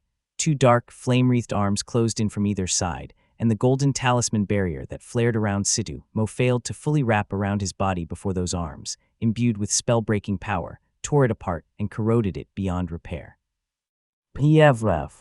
One of the black arms suddenly clamped around his throat. Sidumo's vision spun as stars and moonlight blurred before his eyes. He was lifted high into the air, staring directly into a pair of golden eyes. Golden eyes that brimmed with burning hatred, on the verge of bleeding out into the world. Chapter 1170, Wearing a Sword Eye. Blazing flames surged downward along the heavenly light. The grip tightened ever stronger around his neck, yet Sidumo still could not understand. Why? When Li Xiaowei found him beneath the vast river waters, Sidumo had first been startled, then quickly understood. If Li Xiaowei had located him this quickly, there must have been guidance from a Purple Mansion Realm cultivator. But why would Li Xiaowei reveal himself? Would it not have been better to flee straight into the Eastern Sea? The many Purple Mansion Realm cultivators might be unable to calculate Li Xiaowei's movements, but could they not calculate Sidu Mo? Even if they had released him, their divine abilities were profound. How could they not have planted their own eyes and ears? No matter how Li Xiaowei retreated, he could never be faster than Purple Mansion Realm cultivators. Why insist on removing me, a mere blade? Unless the Purple Mansion Realm cultivator guiding Li Xiaowei wanted him to come here precisely to eliminate me, but the Purple Mansion Realm cultivator's eyes must already be upon me. Even if he used that talisman again, could he really escape? He had no time to speak. Bright yang and heavenly light boiled his face as the heavenly radiance, hidden light bet. When Li Xiaowei's brows detonated Situ Mo's entire head into a mist of bone and blood. Scalding blood spurted out in an instant, evaporating into golden fiendish vapor that soared upward. The master of the Golden Tang Gate, who had contended with the Li family for 4 generations, melted away completely within the blazing bright yang. Only 2 storage pouches and a dim golden Dharma robe patterned with diamond lines remained hanging upon the halberd. Its sleeves billowed high, fluttering in the wind. A clear splash rang out. Brilliant golden needles descended from the sky, scattering as they fell upon the river's surface. The precious Foundation Establishment Realm Dharma artifact was lifted by heavenly light and floated back into the air. Li Xiaowei drew his halberd, his figure turning into light as he ascended. A thunderous boom resounded. The heavens brightened swiftly with Sidu Mo's fall. The forests around Lake Xi'an stirred restlessly, every leaf rustling and drooping downward. The calm lake surface rippled violently as the vast golden fiendish energy struck Lake Xi'an, drawing the heavens upward. Clouds scattered, the chill of autumn spread, and night was driven away prematurely as daylight broke through. Sidu Mo, a Peak Foundation Establishment Realm cultivator who had mastered secret techniques and stood at the threshold of the Purple Mansion Realm, had fallen. His death had been sudden, violent, and grand. The heavenly signs were brilliant and brief. The golden fiendish energy reached the heavens, then descended to touch both the surface and bed of Lake Xi'an. Gold, being the child of earth, made the sight 100-fold more resplendent. The lake's surface shimmered in hues of green, blue, and red, while the earth veins beneath quaked, revealing that mineral veins were forming underground. Li Xiaowei made no attempt to suppress the celestial phenomenon of his opponent's death. The changing sky and trembling earth drew countless gazes from every direction. Yet instead of fleeing toward the eastern sea, he let his Dharma light blaze, radiant brilliance flashing as he appeared upon the horizon by the river. With 2 fingers pressed before his chest, he began channeling his mana. Boom! The river murmured as it flowed, and the sky grew hazy from the glow of dawn. A radiant pass took form in the air, its white bricks rising in layered tiers. Its watchtowers gleamed with a golden brilliance that burst into the clouds and lit the heavens in every direction.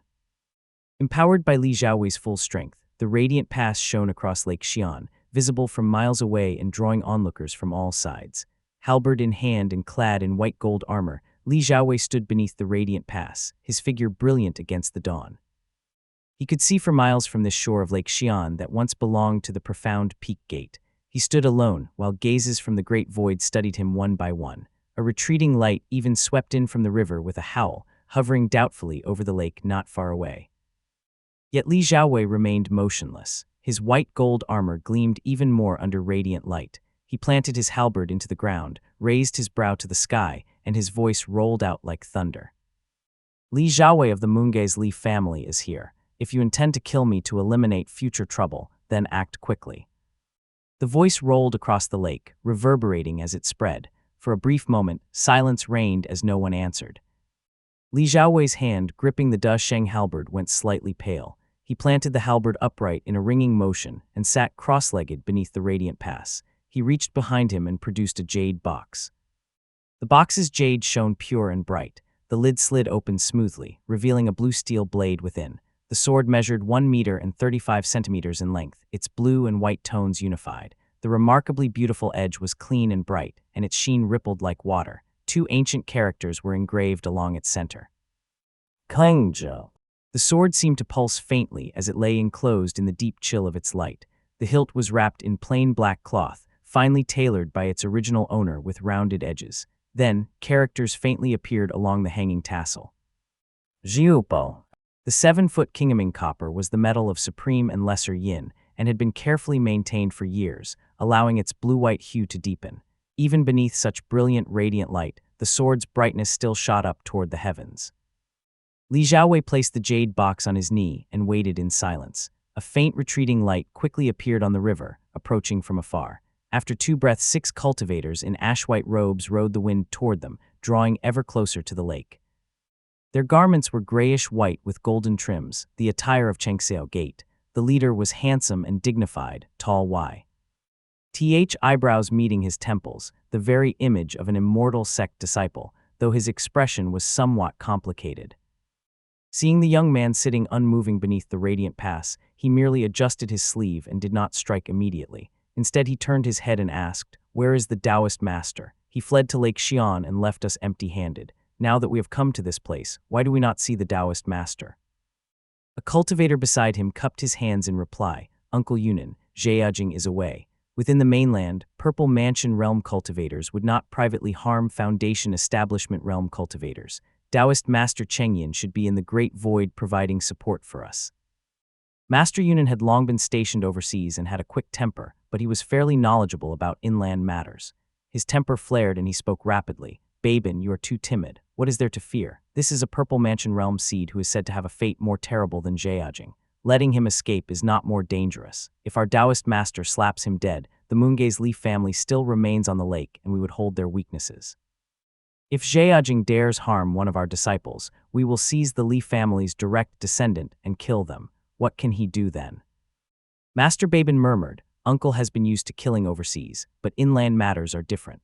The Li family has kinship ties with several Purple Mansion realm cultivators and is a Purple Mansion immortal family themselves. Several Purple Mansion realm cultivators are related by marriage. Even the Taoist master might die and would fear this method. Brazenly slaughtering the direct lineage of the Purple Mansion realm is something the families cannot tolerate. Cowardice only leaves hidden troubles behind, layers of ambushes on the lake, yet he slipped away. The mountain-dimming peak-moving cord isn't here, and now we've lost another Sidhu Mo." Chapter 1171, Wearing a Sword, I. Master Babin could only try to calm him. "Uncle, don't be angry." Fortunately, several Taoist masters had already left their marks on Sidhu Mo. Taoist Master Chengyan, following the Grand Taoist Master's order, instructed us to guard the lake while he personally tailed Sidhu Mo in the end. It still drew him out. Besides, Taoist Master Chengyan said that Li Xiaowei is too dangerous. Many sects are even eager to fan the flames. If things go wrong, he will take action himself. Even facing retaliation, he intends to capture Li Xiaowei alive, but first, he wants to try a method that minimizes losses. Sidhu Mo wasn't bait for him. Do you know how many plans will fall apart now that Sidhu Mo is gone? Master Yunan snapped back as he forced his anger down. The group gradually came to a halt over the lake. Master Yunan gazed at the radiant pass towering amid the clouds in the distance. Its imposing presence made him grow solemn. After a careful glance at the young man, he shook his sleeve and said, "Bring the sword. Capturing him will be the same."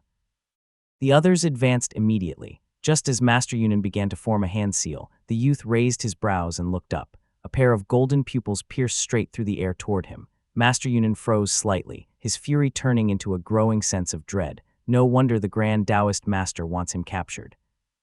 Yet facing the 6 who had suddenly surrounded him, Li Xiaowei said nothing, nor did he form any seals. His first move was simply to fasten the blue-white sword to the front of his armor in plain view. Offended by such disregard, the 6 exchanged glances. Master Babin had already drawn a small luminous ring from his sleeve that was no larger than a palm and as thick as a finger. Holding it between 2 fingers, he glanced at the figure below, puzzled, strange. There was no time to ponder. Every hour that passed meant greater uncertainty. The cultivator raised his spirit artifact, the glowing ring, and began chanting. "Disperse the light, scatter the edge, darken the sun, let the stars fall. No flame shall rise, no chi shall aid." Before the chant was even done, Master Yunan charged forward with his men.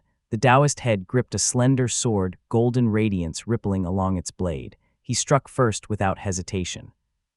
Li Xiaowei glanced at him, drew his halberd, and thrust forward with one arm. The weapon erupted in raging black flames, surging like a flood dragon from the depths. Master Yunan, having cultivated 2 years longer and seasoned by years in the outer sea, met the halberd head-on. Clang!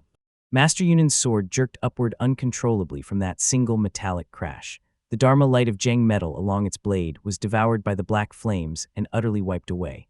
Li Xiaowei pressed his halberd forward as heavenly radiance, hidden light burst from between his brows and streaked out like a flash. The golden leg.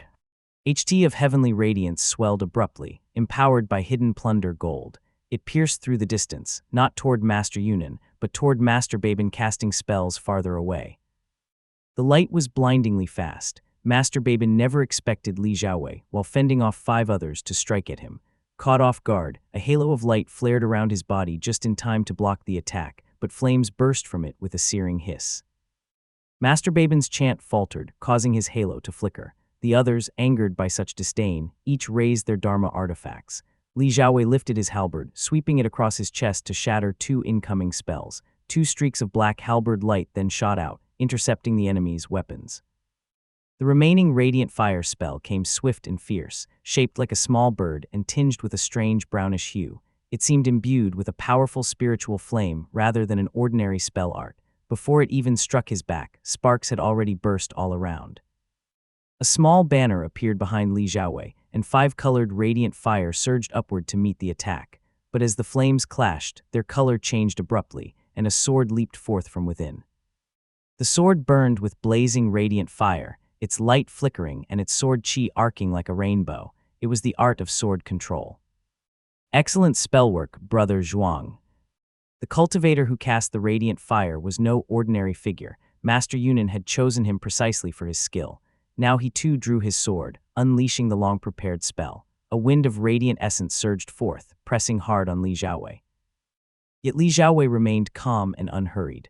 The radiant pass behind him suddenly brightened, heavenly light slamming down to suppress the onrushing radiant fire Dharma sword. His halberd flickered in a feint, then thrust backward toward a nearby cultivator.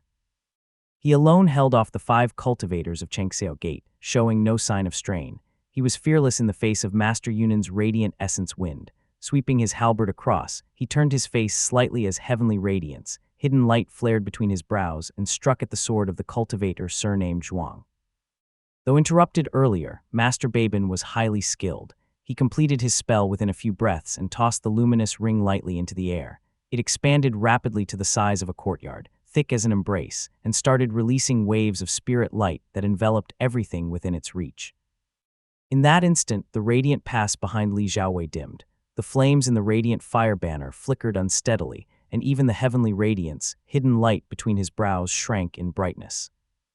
Only the black flames on his halberd still roared violently, unextinguished, pushing the descending spirit light back several paces. A spirit artifact, thought Li Xiaowei. He braced his halberd, while Master Yunin's radiant wind continued to spin along its shaft. His bright yang mana was being steadily repelled, and as attacks from both sides pressed in, he was forced a single step backward. Master Yunin and the cultivator Zhuang were both Purple Mansion Realm direct descendants. The other 3 were weaker, though 2 had reached the late Foundation Establishment Realm. Master Baben was controlling the spirit artifact above from afar. Altogether, the Changxiao Gate's formation clearly intended to completely pin Li Xiaowei down. He stood unmoving as the Changxiao Gate cultivators spread out to encircle him. Overhead, Master Baben maneuvered his spirit artifact, observing closely. Yet a shadow of doubt lingered in his mind, refusing to fade. There's still no order from the Taoist master. How strange. Whether to kill or capture, there should at least be an order. The northern wind whistled through the vast sky. Master Baben grew distracted, raising his brows as a faint trace of cyan appeared far above, drifting northwest. As a high-ranking cultivator of Changxiao Gate, he instantly recognized the cyan hue. It was the treasured cluster spring breeze of the Sword Sect, rising from the peak of Sword Mountain and flowing all the way to Lake Xi'an to merge with the daylight sea wind to nourish Jiangnan. A precious phenomenon, yet none dared harvest it within the Sword Sect's territory. Before merging with the sea breeze, the treasured cluster spring breeze passes through the Sword Sect's lands. Could this be its route? But why is it blowing all the way into profound Peak Gate territory? His expression stiffened. White light flared in his hand as he suddenly snatched someone from midair, a rogue cultivator who had been watching the fight. The man was caught off guard and nearly coughed blood in terror. Master Baben seized him by the throat and said coldly, "Whose territory is this? Wasn't profound Peak Gate swallowed by Yi, by the capital immortal Dao?" The man, a local rogue cultivator, stammered in fright, "Esteemed Taoist, profound Peak Gate no longer holds any lakeside territory. I heard that the area around Lake Xi'an was secretly returned to the Sword Sect. It's long been their territory. Even Xuanmiao Temple hurried to hand over more land. From here all the way north, even half the lake's surface belongs to the sword sect. My lord, they say that from here, if a sword cultivator looks up, he can even see the sword light atop the peak. These cultivators from Changxiao Gate had been in seclusion for years and had been summoned for this ambush scarcely a day or two after emerging. They knew only that the profound peak gate had been absorbed by the capital Immortal Dao. None had heard these new developments. A sudden shock rippled through their hearts. So that's it, no wonder. No wonder he walked straight into our trap of his own accord. Chapter 1172, The Falling White Crane's Eye. That azure-white sword at his waist must be the legendary Qingche. Babin sighed inwardly as he watched the man battling within the Yongjing profound ring's spiritual light. Li Qijing was never a man of the sword gate, nor had he reached the Purple Mansion realm. 100 years had passed, and any bond tied to that sword immortal had long since faded. There had been no contact between the sword gate and the Li family in all of the years since either. Most likely, the gate had only felt regret over that young sword immortal's early death, not lingering affection. Back when Babin was only at the early Foundation establishment realm, assigned to guard Changxiao Gate's holdings in the Chengshui Tomb Market, he had once heard of another man, the sword immortal's elder brother, Li Tangye. Li Tangye, the celestial moon sword, had slain Maha and caused a great stir. His deed had been recorded in the Sword Gate's Chenghua Hall as a model for all disciples and was praised throughout the sect. Babin understood then that the man before him, Li Xiaowei, was not only the head of the Li family and a descendant of a sword immortal, but the direct and rightful bloodline of Li Tangye himself. If such a figure, wearing Qingche at his waist, the sword that once belonged to a sword immortal and a virtuous master, were to be slain by the Purple Mansion realm within the Sword Gate's own territory, Wan Yu would surely be shamed, and the Sword Gate's moral standing and reputation would crumble completely. Babin had yet to receive even a single word from his gate master. It was not hard to guess that the Taoist master must be in some trouble within the Great Void. Still, since it was his own gate's Taoist master, Babin forced himself to think kindly. Perhaps the Taoist master was locked in a standoff with the head of the Sword Gate. There's no relying on the Taoist master now. Babin momentarily lost focus in midair. Black flames surged beneath the swirling spirit light as Li Xiaowei withdrew most of his spell arts. His halberd thrust and swept, causing dark shadows to ripple as he used his flame of spell breaking to resist the spiritual radiance. He was holding his ground despite being encircled by 5 opponents. What is Babin doing dazing off? Master Yunan battled while fighting off the frustration and fury burning within him. The young man before him had almost no weaknesses to speak of. His spell arts were formidable, and his halberd carried the power to shatter spells. Every sweep and thrust shattered flames and Dharma light alike, forcing Yunan to use his Dharma sword purely to disrupt his opponent's rhythm. Taoist Zhuang beside him was renowned for his skill in spell arts. In the Eastern Sea, his raging radiant fire usually subdued all foes with ease, but against one who feared no flame and wielded a spell-breaking flame that eroded techniques, he could not even exert half his full strength. Master Yunan finally gave in to his fury. He leveled his sword, pressed 2 fingers down together upon the sword, and chanted under his breath. Talisman slips shook free from his sleeve. Having fought alongside him, Taoist Zhuang reacted instantly, producing a green gourd and shouting, "Bind him first." The cultivators on either side exchanged glances, then each drew out a chain of purple water-patterned sigils from their sleeves. They gripped their Dharma artifacts and started chanting incantations. Li Xiaowei seized the opening, pulling his halberd free from the mire of layered spells. The flames of his armor cycle soul-refining, halberd art blazed higher, finally subduing the 5 or 6 surging tempests of radiant essence swirling beside him. It happened in the span of a mere lift of the hand and a step of the foot. Li Xiaowei suddenly raised his halberd, radiance bursting from between his brows. 4 opponents drew back to strike, leaving only one Changxiao Gate cultivator in misfortune. The elderly man, standing on wind and holding a brown lacquered peachwood staff, was forced to grit his teeth and face Li Xiaowei head-on. Catching a breath, Li Xiaowei's assault turned even fiercer. The blazing aura struck the old man before the halberd edge ever swept over him. He hastily raised his tortoise-shell-shaped defensive Dharma artifact, but a thunderous crash rang out. White flames burst upon it, sending him hurtling backward. Only then did the halberd thrust forward, the surging black flames carrying a tide of turbulent mana. Freed from the interference of numerous spell arts, Li Xiaowei struck with his full might.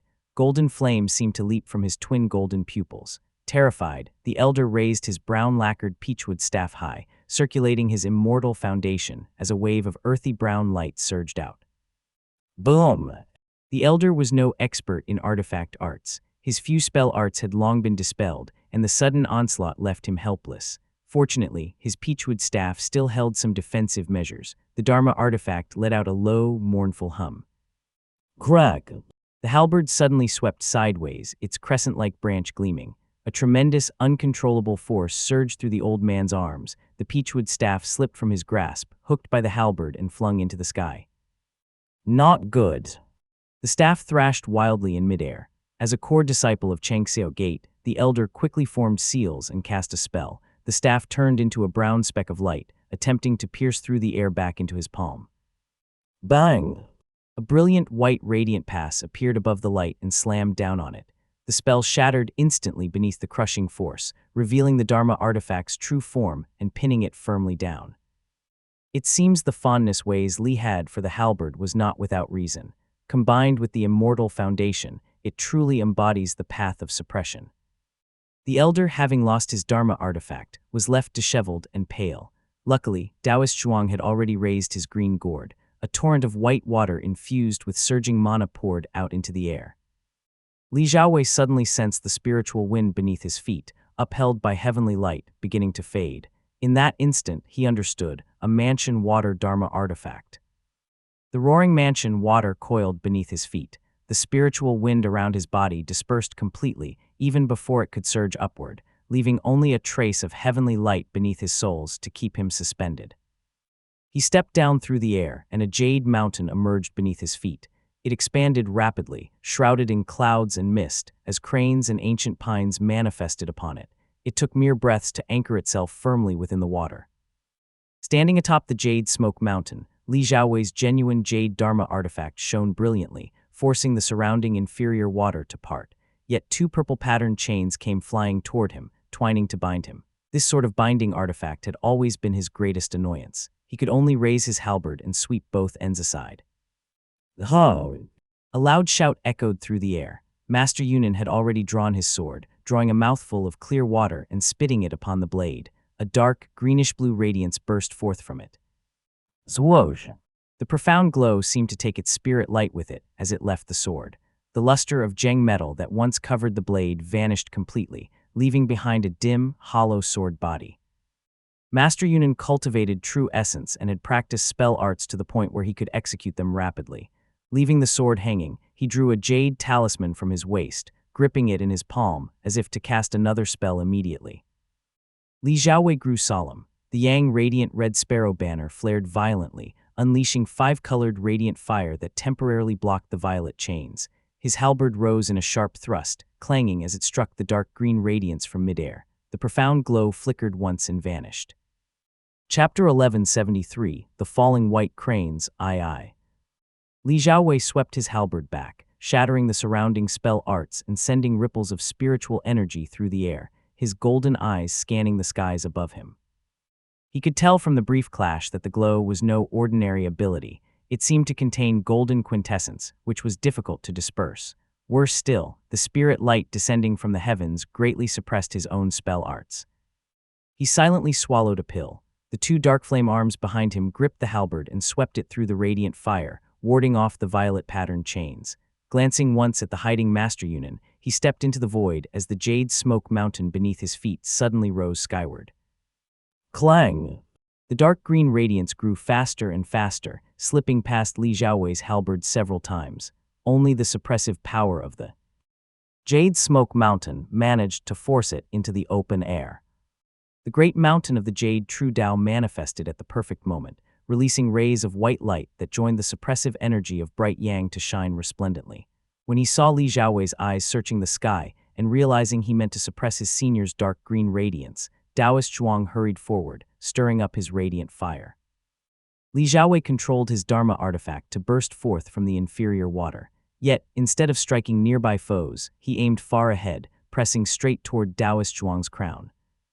However, he had left himself exposed and gave the dark green radiance a chance to escape. It darted forward and struck his back, making the scales of his Yuan armor bristle. The light around his body dimmed, and the spell slipped away once again. The pressure made Taoist Zhuang's soul nearly flee his body. His skill in spell arts allowed him to dissolve into streaming flame in an instant. He gritted his teeth and shouted, "Had senior brother Yufu not fallen overseas, how would this fiend dare act so arrogantly?" But instead of pursuing, the jade mountain behind him came crashing down on the green gourd with a roar. The true key lies in Taoist Zhuang's mansion water Dharma artifact. The heavenly spirit light above already suppresses my spell arts, and that Dharma artifact disperses my spirit wind, leaving me trapped atop the jade smoke mountain to be surrounded. The gourd was never a defense-type Dharma artifact. Crushed beneath both an immortal foundation and another Dharma artifact, it let out a mournful wail that surpassed the Peachwood staff before as it was swiftly crushed beneath the radiant pass in the sky. Li Xiaowei broke free in one stride. 3 spell arts detonated across his body, his armor flashing brilliantly as each scale hummed and trembled. However, in the next instant, he turned into dazzling heavenly light, moving as swiftly as a fish plunging into water and vanishing within the golden brilliance. It was the Yuan armor's light-shifting and traversal ability. A sudden sense of peril surged through Master Yunan. The jade talisman in his palm had barely begun to glow when blinding heavenly light flashed before him, igniting his face in flame. Forced to abandon his spell, he swept his sleeve outward, releasing a ring of black light. Greg! A moment later, the halberd pierced through the dark halo. The hastily formed shield offered little resistance, shattering into scattered motes of light as the halberd thrust through. It was followed swiftly by the radiant pass streaking out from behind Li Xiaowei. Master Yunan's hurried spell left him drained. His feathered robe rang with a metallic clatter as sparks hissed along its edges. He dared not wait for death, so, taking advantage of the brief delay in attacks, he vanished from his spot and reappeared several feet away. Yet the halberd pursued relentlessly, curving through the air like a crescent moon as its branch struck again. This time, Master Yunan had steadied himself and flung forth a jade pearl from his sleeve to block the strike. But the halberd hooked the pearl and flicked it aside. Li Xiaowei ignored the Dharma sword spell approaching him from behind. His 2 black flame arms instead drove the halberd forward again. "Demonic fiend, how dare you remain so vicious?" Though Master Yunan shouted in both fear and anger, his legs had already moved. His immortal foundation's strength lay in spell arts, and Changxiao Gate was a Dao lineage devoted to spell arts, not artifact forging. The only sword he wielded was for spell casting. He had no means to fight at close range. He turned to flee as the roar of flame and spiritual water thundered behind him, spirit lights flashing in all directions. It was clear that Li Xiaowei was fending off several attackers at once. Then, an explosion rang out as Li Xiaowei tore through a sea of fire and charged straight toward him. The golden-eyed man was now wreathed in flames, the scales of his Yuan armor glowing red from the heat and emitting a faint light as it was taxed to its limit. Using Yuan's light transformation ability to close in, Li Xiaowei murmured an incantation long in motion, the heavenly radiance, hidden light between his brows blazing to its utmost. "Shine upon all directions, let all kings bow before me. Let all spirits look up in awe, heavenly radiance reigns as the divine God above." After 3 relentless attempts, the heavenly radiance, hidden light finally erupted in a blinding white pillar, as thick as a barrel. Master Yunan's pupils were instantly drowned in boundless brilliance. At last, he understood why his opponent had chased him 3 times in succession and didn't allow him a single breath to respond. "He's already lured me beyond the Yangjing Profound Ring's spirit light boundary," Master Yunan thought. Boom! A gray shield of light sud denly flared around Master Yunan's body. The scorching heavenly radiance, hidden light spread across it like molten earth fiend chi. His entire body seared with heat as he ground out between clenched teeth, "Baben." His voice was swallowed by heavenly radiance, hidden light. Black flames seemed to intermingle within, striking heavily against the shield with a sharp hissing sound. Master Yunan believed the talismans upon him were formidable. He felt no fear, only anxious fury that such precious talismans were being wasted. A venomous, cold grin crossed his face. But when he raised his brows, he faintly glimpsed a streak of gold within the dazzling light. "That is..." Master Yunan's vision cleared for an instant. He saw a small bottle, no larger than his palm, etched with golden-red radiant fire patterns, tilting downward above him. From its mouth dripped a viscous liquid, slow and thick, patterned with flowing sigils across its surface. Its chilling apricot yellow hue made his heart tremble. Only then did fear seize him. He tried to move, but realized that the light all around him existed only to imprison him. Drip. Li Xiaowei abruptly withdrew his De Sheng halberd, sweeping out a crescent arc of wind laced with black flames. The blow scattered both the radiant fire and mansion water into a sky full of glimmering light. As his halberd spun back into form, the 5 pursuers behind him all staggered a step backwards. Boom! A dazzling apricot-yellow radiance shot into the heavens. The others squinted instinctively as colorful Lake Xian turned into a golden mirror. Torrents of radiant fire surged across the sky, dimming even the celestial halos above. Taoist Zhuang looked utterly stunned. The overwhelming radiant fire lashed at him, flames rolling across his robe in waves of apricot light. Yet as one who cultivated that very fire virtue, he was the least disheveled of them all. Hastily brushing away the fire from his sleeves, he looked up. As the apricot glow dimmed, shapes slowly emerged. A raging storm of radiant fire rose behind the golden-eyed man, apricot flames sweeping around him. Li Xiaowei lifted one hand, and the edge of the De Sheng halberd was leveled calmly toward the 5 behind him. The curved heart of the blade was radiating concentric rings of light. The trembling fragment of dark green radiance had lost its spirit, drifting aimlessly within the arc of the halberd's heart. Its one sharp form melted into an oval. Li Xiaowei stood armored and armed, the glow of his true essence suppressed beneath the radiant fire. Behind him, the falling phenomena took shape as graceful immortal cranes that fluttered briefly in the sky before turning into flames and falling to ashes. Master Yunan, he's dead, the direct disciple of a purple mansion realm cultivator. He's killed just like that. The lake shone gold beneath the blazing dawn. Radiant fire climbed toward the heavens as white cranes fell from the sky. Within the brilliant apricot-yellow glow, Li Xiaowei's halberd seemed to gather all the world's golden light, so bright none could open their eyes. Then his cold voice echoed across the lake. I expected more from a direct disciple of Changxiao Gate. Chapter 1174, Fire's End. Chapter 1174, Fire's End. The apricot-yellow light continued to spread as Li Xiaowei's voice fell. Fear had already taken hold of several men. Taoist Zhuang raised the radiant fire in his hand, and seeing Li Xiaowei standing still with his halberd, suddenly realized that the man was regulating his breath. His heart trembled and he shouted, "Attack now! The Dharma artifact he used earlier is no ordinary thing. He must be weakened at this moment." That shout instantly steadied their morale. The group exchanged glances, then simultaneously summoned their Dharma artifacts, advancing instead of retreating as they charged at the man before them. Meanwhile, Taoist Zhuang formed a hand seal and stood firmly in place. 2 fingers came together as he guided the fire into his dantian, his heart filled with both fear and greed. In truth, Taoist Zhuang was not one of Master Chengxiao's direct disciples. He had joined halfway, lacked even a Dao title, and felt little loyalty toward the Great Void's declared cause. But his eyes were sharp. Only he had clearly seen the enemy using a Dharma artifact amid that surging radiant fire earlier. Such a powerful radiant fire treasure, it must be extraordinary, if I could claim it for myself. At this moment, Taoist Zhuang harbored the heaviest killing intent, even as he righteously steadied the others' morale. On the other hand, Li Xiaowei smiled for the first time. He thrust his halberd sideways, causing a metallic clang as it blocked 2 Dharma artifacts, while the radiant fire banner rose once more behind him. The fighters clashed again. After the earlier fierce battle, Li Xiaowei indeed appeared to be running low on mana, the spirit light from Ob.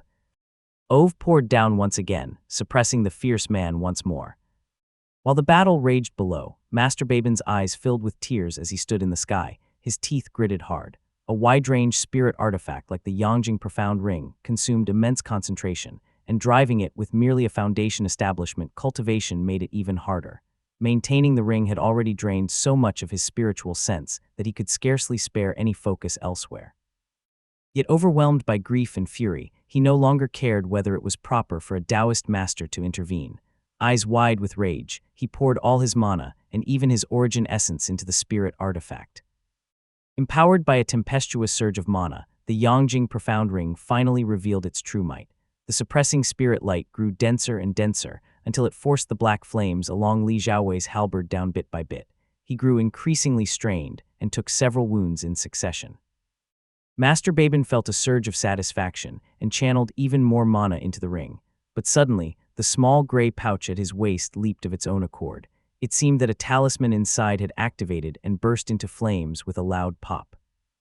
Azure light flared brightly, and a stream of golden light shot out from the crown of Master Babin's head. He regained clarity in an instant, his mind going blank for a heartbeat before all confusion vanished. Not good. When he saw the excitement on the faces below, a chill crept up his spine. He struck the Yangjing profound ring with his palm while the talisman's effect had yet to fade. The spirit light in the sky shifted at once, and the spirit artifact reverted to its original form, falling into his hand. Master Babin's face darkened as weakness spread through his body. He quickly formed a seal and descended. When he saw the spirit light cease its descent, Li Xiaowei realized the opponent had not fallen for his trick. Regret flickered in his heart, yet the halberd in his hands suddenly changed. Its black flames surged severalfold, and heavenly radiance, hidden light burst forth from between his brows once more. The old man before him was just about to retreat when the supreme Yang resonance radiant art suddenly flared, transforming into several white beams that dragged him back. Delayed for just that instant, the halberd came crashing down with violent pressure to strike him. Boom! The old man's hands were smashed to pulp in an instant. The heavenly radiance, hidden light shot forth, blasting open a fist-sized hole in his head that flickered with flames. No doubt his brain had been cooked through. A pity. That heavenly radiance, hidden light strike had been released too hastily and was far weaker than before. The few survivors quickly retreated, and Li Xiaowei did not pursue them. He withdrew his weapon and simply hovered in midair.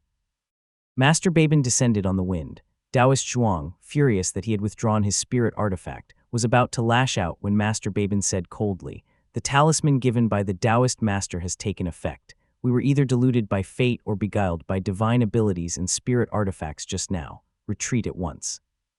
Taoist Zhuang felt a chill rush up his spine and thought in horror, how could I have coveted his belongings? Master Babin stepped back a few paces, yet unwillingness still surged in his heart. The original plan had never been as simple as using a single Yangjing profound ring. That ring was a spell-breaking, formation-toppling spirit artifact. It had been meant to counter a vast number of Li family cultivators and over a dozen Foundation establishment experts.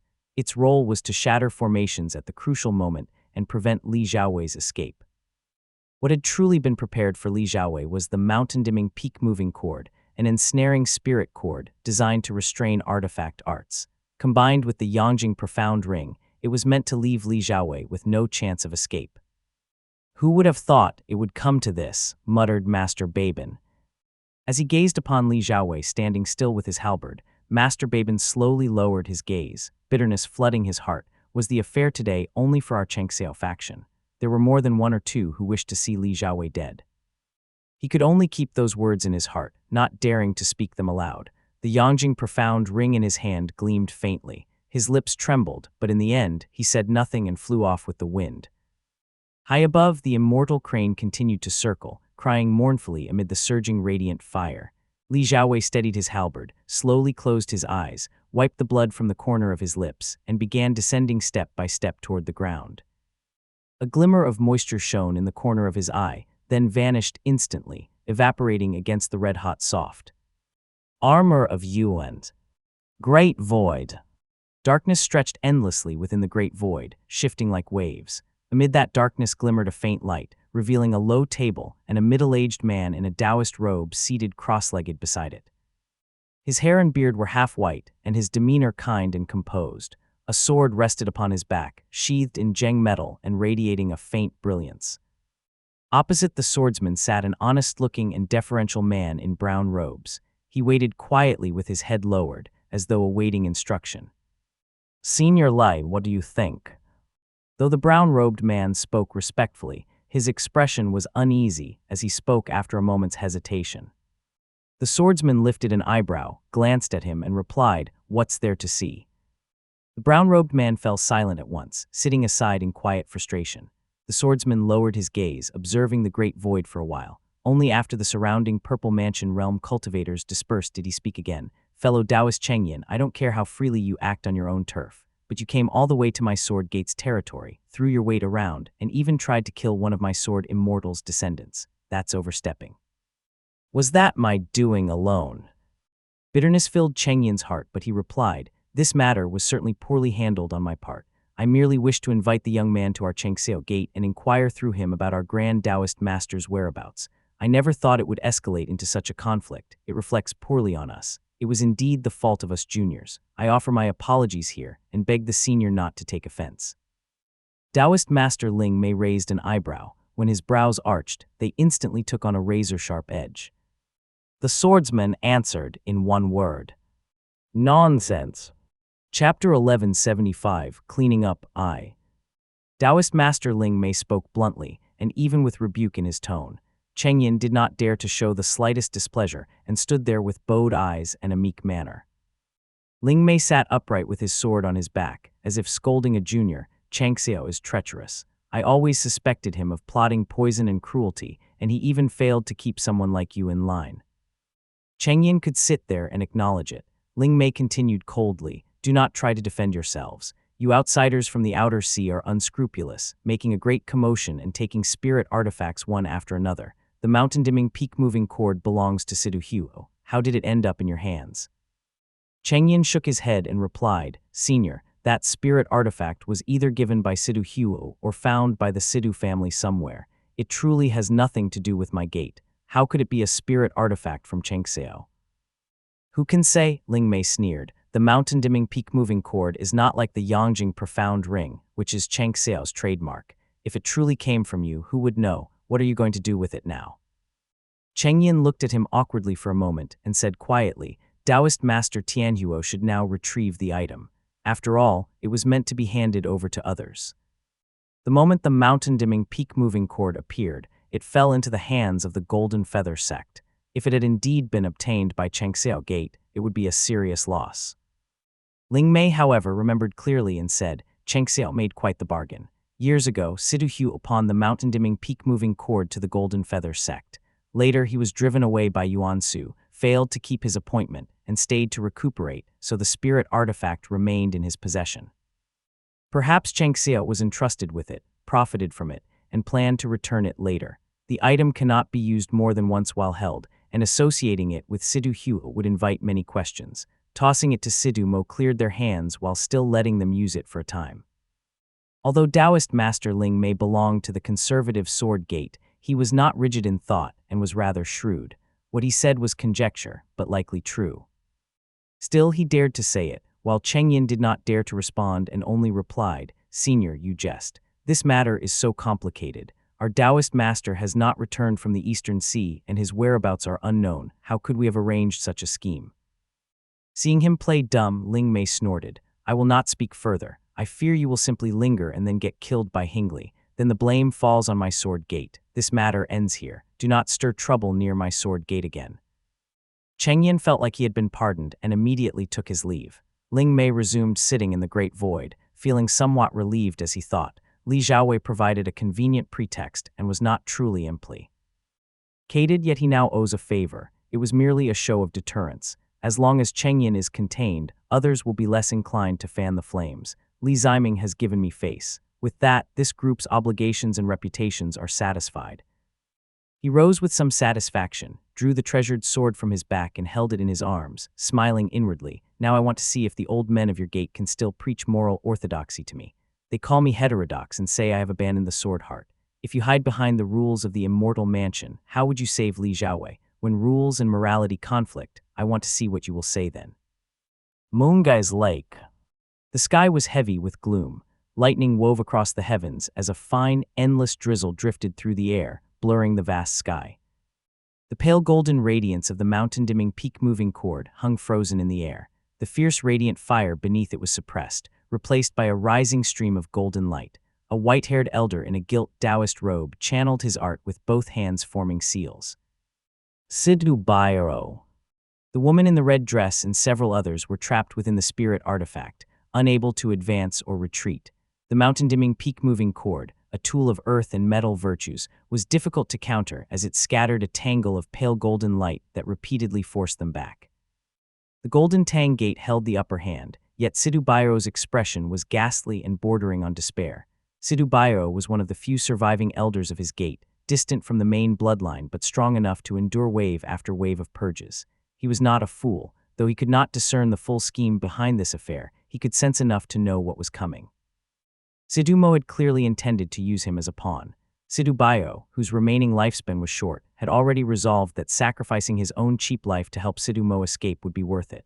With a spirit artifact in hand, he could at least deceive himself with that thought.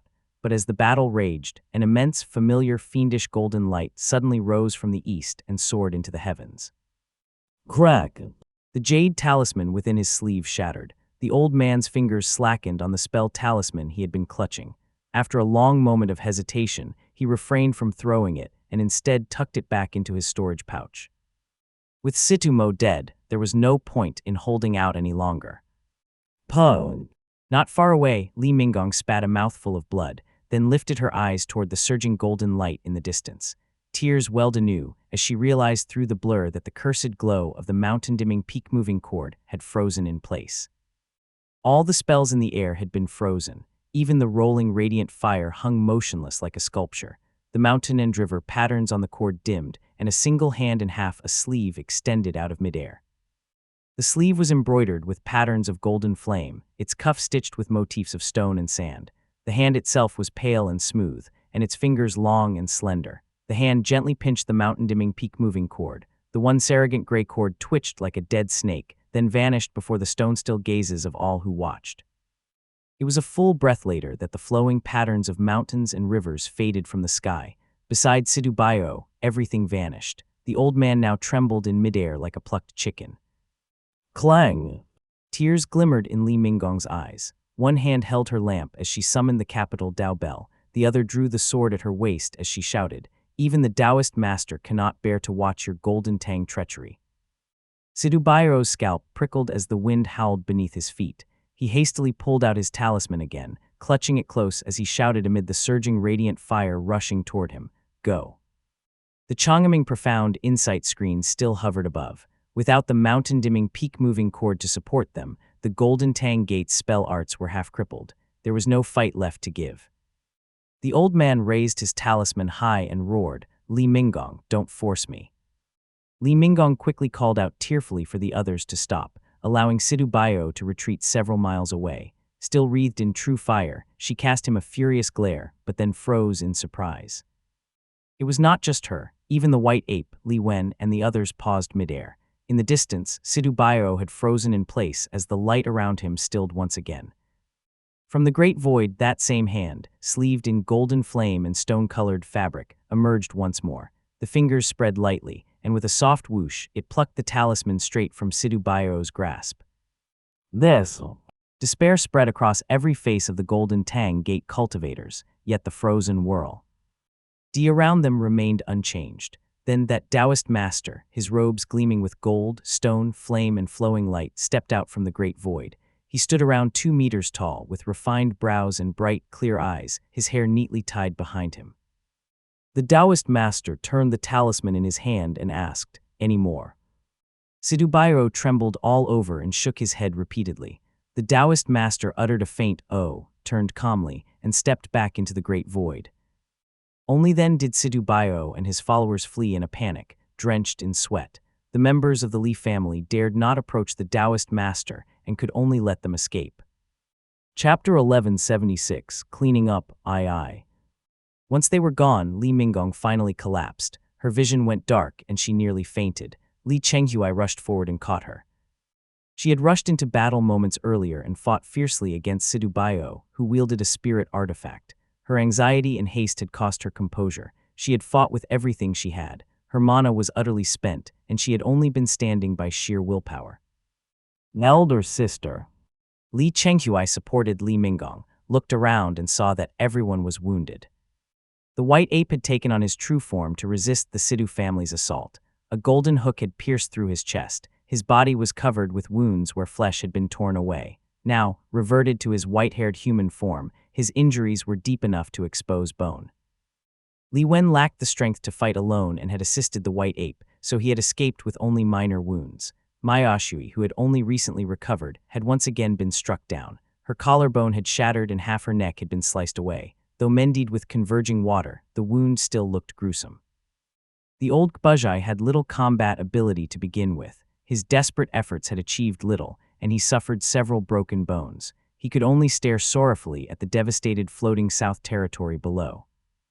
While Li Chenghui was checking on them, Li Minggong steadied her breathing, straightened within the lingering flames, and said softly, "Where is Ding Weizhang?" Before they had arrived, Ding Weizhang alone had held off the forces of the Golden Tang Gate, sustaining heavy injuries. His absence now was a troubling sign. "No unusual phenomenon, he should be fine," Li Chenghui offered. They descended together into the main hall. Li Minggong wiped her tears and asked, "How fares the family head's life, Jade? That golden fiendish light rising from the east, did Sidu Mo fall?" "I'll go ask right away," Li Chenghui replied and quickly withdrew from the hall. Seeing the gazes of all the surrounding cultivators turn toward her, Li Minggong gritted her teeth and said, "Where is Sun Bai? Bring him here at once." Mayashui spoke softly from the side. "When we withdrew during the battle with the capital Immortal Dao, Sun Bai, as a guest cultivator, lacked the means to defend himself. It seems he was forced into a formation in the mountains to hide." Mayashui's words were polite, but the truth was that the capital Immortal Dao had deliberately let them go. Sun Bai could have retreated with them, yet with danger ahead and behind, his resolve had wavered. He had feigned defeat to flee and hide. Li Minggong had already stopped crying. Sun Bai's behavior was understandable. He wasn't much help to their side anyway. To put it kindly, keeping his life intact might yet prove useful. She merely said, "Now is precisely the time that we need him. Bring him here quickly." The group exchanged glances. Li Wen, clearly unwilling to leave Li Minggong's side, stayed where he was. Gbuzhai, whose injuries were lighter, took to the wind and flew eastward out of the hall. Li Minggong finally sat upon the main seat and felt the world spinning around her. She had wielded both the six-cornered scarlet flame lamp and the capital Dao Bell, while also driving the Chongming Profound Insight screen. As the main force resisting the mountain-dimming peak-moving cord, she had taken heavy internal damage. Outwardly she seemed fine, but her insides were a wreck. They waited for some time, but Sun Bai did not appear. Instead, a streak of white light swept across the sky, fluttering gracefully as though stepping on invisible stairs, and descended outside the hall.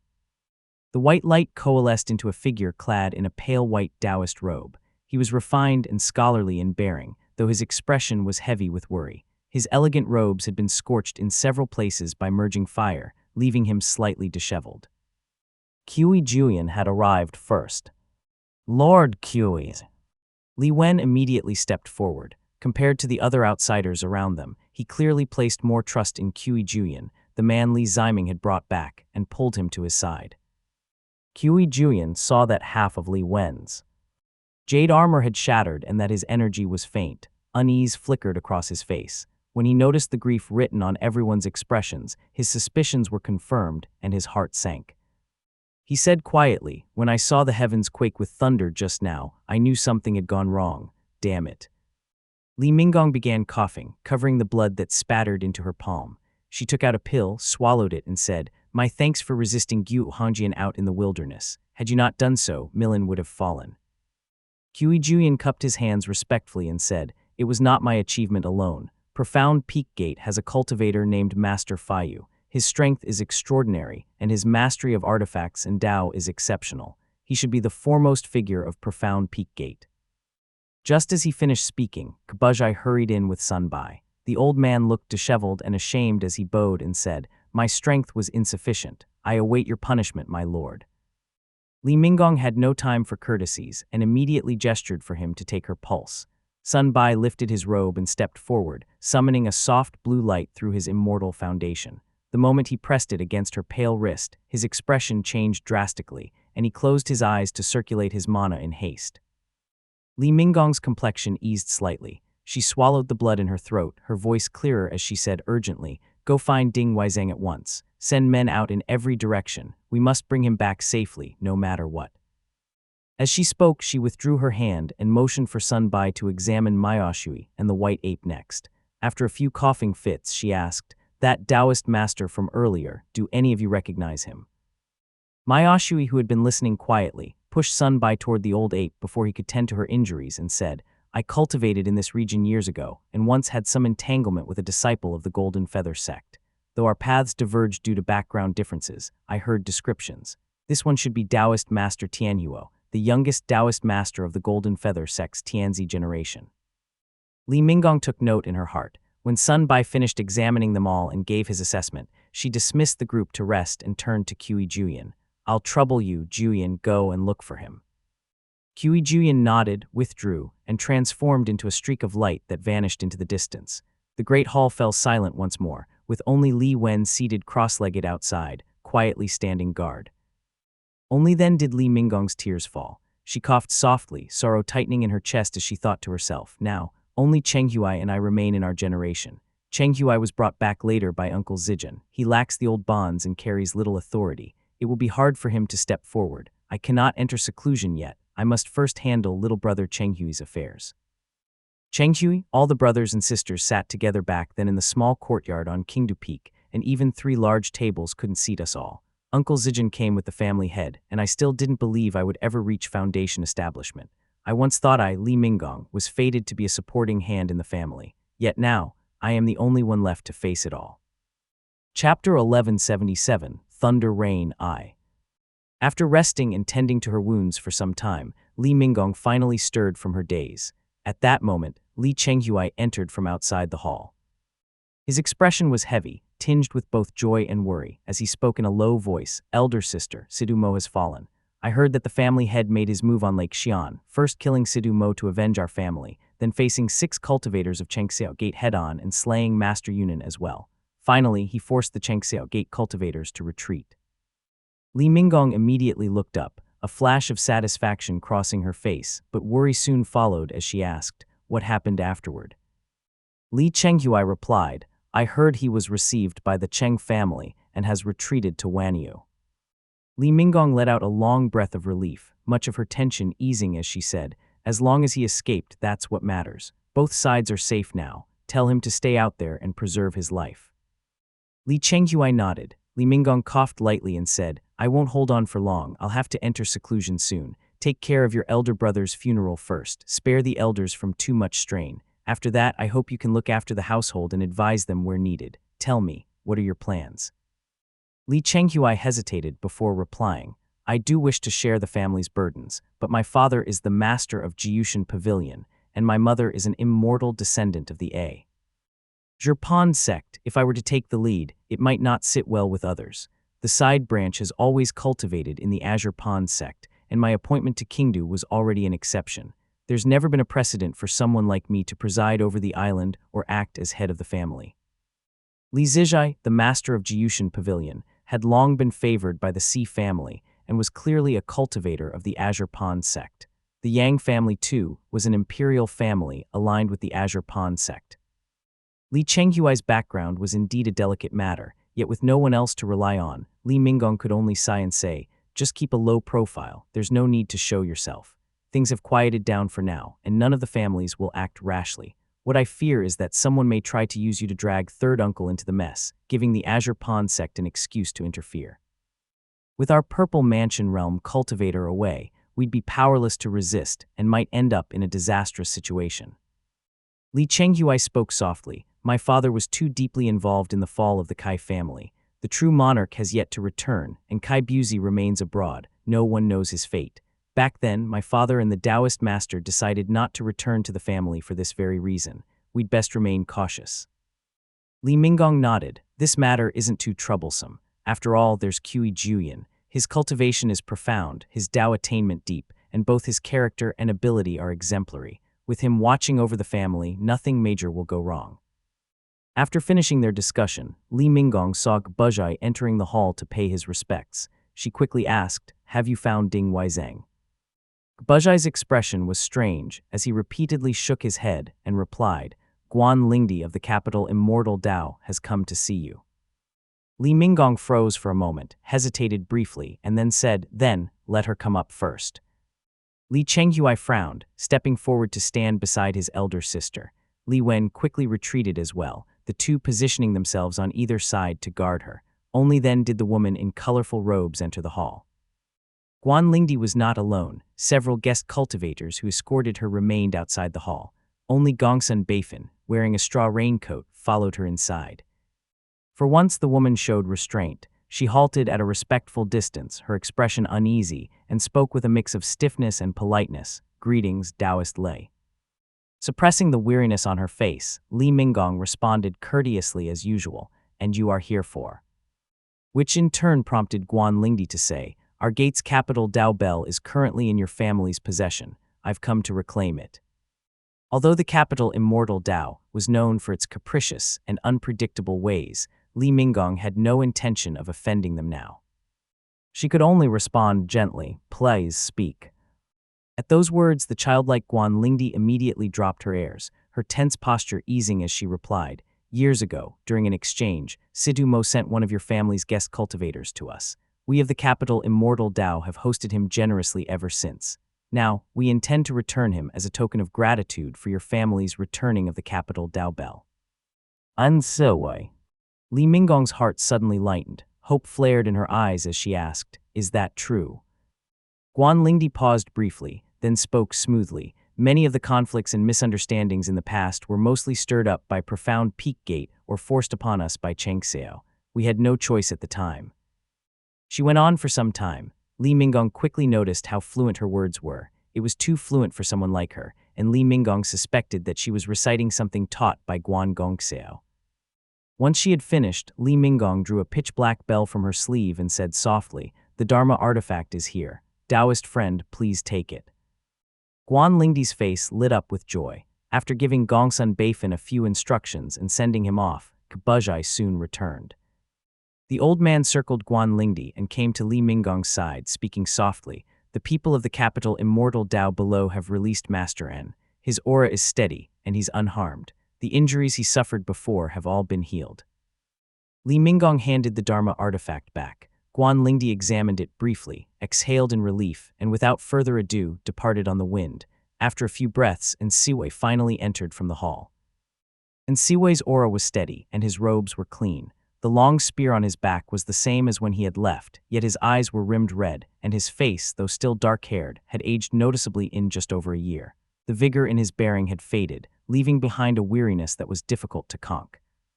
In truth, the capital Immortal Dao cared little for Nsiwei. To Guan Gongxiao, he was merely a mediocre cultivator who had relied on borrowed spiritual aura and Jade True's guidance to stumble into Foundation establishment. He had been nearly forgotten in the dungeon, yet struggle and guilt had long taken root within Nsiwei's heart and tormented him day by day.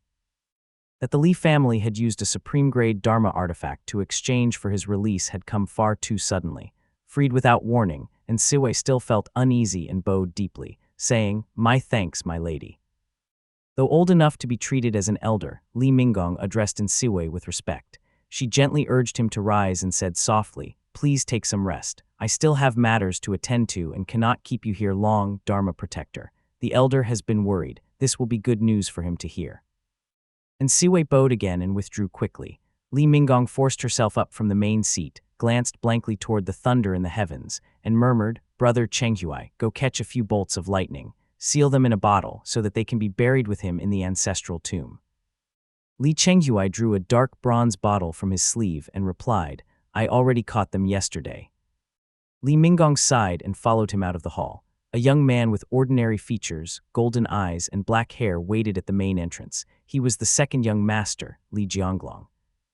Li Jianqian had issued arrangements earlier, so the household affairs were already in order. The group silently rode the wind toward the lake. When they crossed the river, they saw white mourning silks hanging over the Fei family estate on the northern shore. Chapter 1178, Thunder Rain II. Years ago, Li Chenghui had defended the northern bank and rescued many of the Fei family from Floating Cloud Cave. He had spent much of that decade stationed there, so the Fei family members knew him well. Now, their wails echoed faintly across the lake. Beyond the northern bank, the lake was draped entirely in white mourning cloth. Though Li Chenghui had asked for a simple affair, the surroundings were still blanketed in white. The silence was so heavy it was unsettling. It continued until they reached the island, where the sound of sobbing filled the air. Inside the hall, white drapes hung down. Esteemed elders filled both sides, while youths and children knelt below. The coffin had been placed in the center, and the muted weeping continued as they awaited the remains to arrive. Now clad in mourning white, Li Minggong stepped into the main hall, and the hall erupted in grief. Every man and woman burst into sobs. Even those whispering moments earlier began to wail whether they had tears or not. Standing in the center, Li Xuanxuan's tears fell at last. Before the coffin knelt a boy, weeping more bitterly than anyone. Li Minggong silently stood aside as the spirit item representing the remains was placed before the altar. Li Xuanxuan took charge of the rites, while the boy cried until he nearly fainted. Li Minggong waited quietly for a long time. The crowd all glanced her way, clearly awaiting her declaration of inheritance. Feeling ill at ease, she turned and stepped outside. Only after sunset did Li Chenghui emerge with several elders, and they began their discussion. Though she could hardly accept it, matters of inheritance had to be settled to prevent future discord. Forcing herself to speak, she asked softly, Chenghui had no wife, let alone children. Treasures like the six-fold profound thunder punishment tokens must be reclaimed by the family. As for his other possessions, spirit items, resources, foundation establishment dharma artifacts, and chi cultivation robes, they should be passed down according to inheritance law. These are of great value. Has anyone been chosen? Having once overseen Qingdu, Li Chenghui answered promptly. Elder brother had considered this before. Since he had no children, he wished to adopt his older brother's son. But he worried he was still young. If he later had children of his own, it would cause strife, so the idea was stopped. No one had expected Li Chenghui to perish so soon. Li Xuanxuan, now dry-eyed, gripped his sleeves in silence. Li Minggong asked, who are his closest kin now? Li Chenghui replied, there are three. The closest by blood is the young son of a family member, meant to be adopted into Chenghui's line. He's 13 now and has never met brother Chenghui. That would be the boy crying his heart out earlier. His father brought him at dawn to kneel first and claim the spot. Li Minggong's brows furrowed with worry as she said softly, I wondered who it was, crying so hard. I fear he's skilled at feigning sorrow and shallow in true feeling. If such a person inherits the line, I fear it will tarnish Chenghui's good name. Li Chenghui continued, there are Woe others, the older one is also closely related by blood and excellent in all respects, save that he's hot-tempered and blunt. He knelt in the hall earlier but didn't shed a tear. The youngest is of a more distant line, but he often visited brother Chenghui's manor for a time, and I heard brother was fond of him. However, he's stationed on the eastern shore and hasn't returned. Li Minggong was silent for a while before asking. From what I've seen in the hall, most of the Zhuang generation care only for their own branch or themselves, and few hold the family close to heart. They act more like sect disciples than family. This isn't unique to our house. Zhao and Chen families are the same. It's a sickness among great families, not a moral failing. Leave the Dao lineage's inheritance open for these three. When the time comes, we'll judge their hearts carefully before deciding the heir. She hesitated briefly, then heard Li Xuanxuan's weary voice, Gonger, bring all three to the island. Don't let them harbor other thoughts, it would reflect poorly otherwise. Both nodded in agreement. Just then, a stir rose below as hurried footsteps echoed through the corridor. A man in red robes arrived late, pulling on white mourning clothes as he descended on the wind. His face was handsome and polished, but the old man's heart sank and his lips began to tremble. Li Chenghui glanced over and, as expected, recognized him as Li Zhuming, the direct grandson of Li Ziming. Li Chenghui and Li Minggong had deliberately avoided mentioning his absence earlier, but now the boy had walked straight into trouble. You unfilial wretch. Li Xuanxuan was a cultivator of the 9th stage of the Qi cultivation realm. He only needed to lift his sleeve to snatch the young man out of the air. Li Zhuming had intended to slip quietly into the hall, but was met at the entrance by the three elders. Fear seized him at once. He dared not struggle and fell to his knees with a thud. Your uncle died for the family's sake, and yet you dare arrive late to his funeral. Li Xuanxuan's heart was filled with both grief and fury. As the legitimate grandson of the Purple Mansion realm line, Li Zhuming should have stood alongside Li Zhaowei and Li Zhuluo as one of the family's pillars. Yet his disgraceful behavior made the elder's vision blur with rage. The young man knelt trembling on the ground. Around his neck hung the golden charm Li Xuanxuan had gifted him at birth, glinting faintly as he clutched the elder's leg, crying, Please, elder, don't be angry. Calm yourself, your health, please take care. He was not without charm. He was delicately handsome, well-groomed, and if not for his groveling, even somewhat dignified. But with Li Ziming newly missing, Li Xuanxuan could not bring himself to punish him harshly and only glared coldly. Li Minggong had never liked him. She turned her head away, ignoring his pleas as he clung to Li Xuanxuan's leg. Sigh. After all, it was a funeral. Li Xuanxuan finally gave him a kick and told him to get inside. Li Chenghui, never one to meddle in such matters, even murmured a few consoling words to the young man. Li Minggong nodded weakly as she swept her gaze across the hall. As soon as the three left, the wailing lessened considerably, though many still forced out loud cries.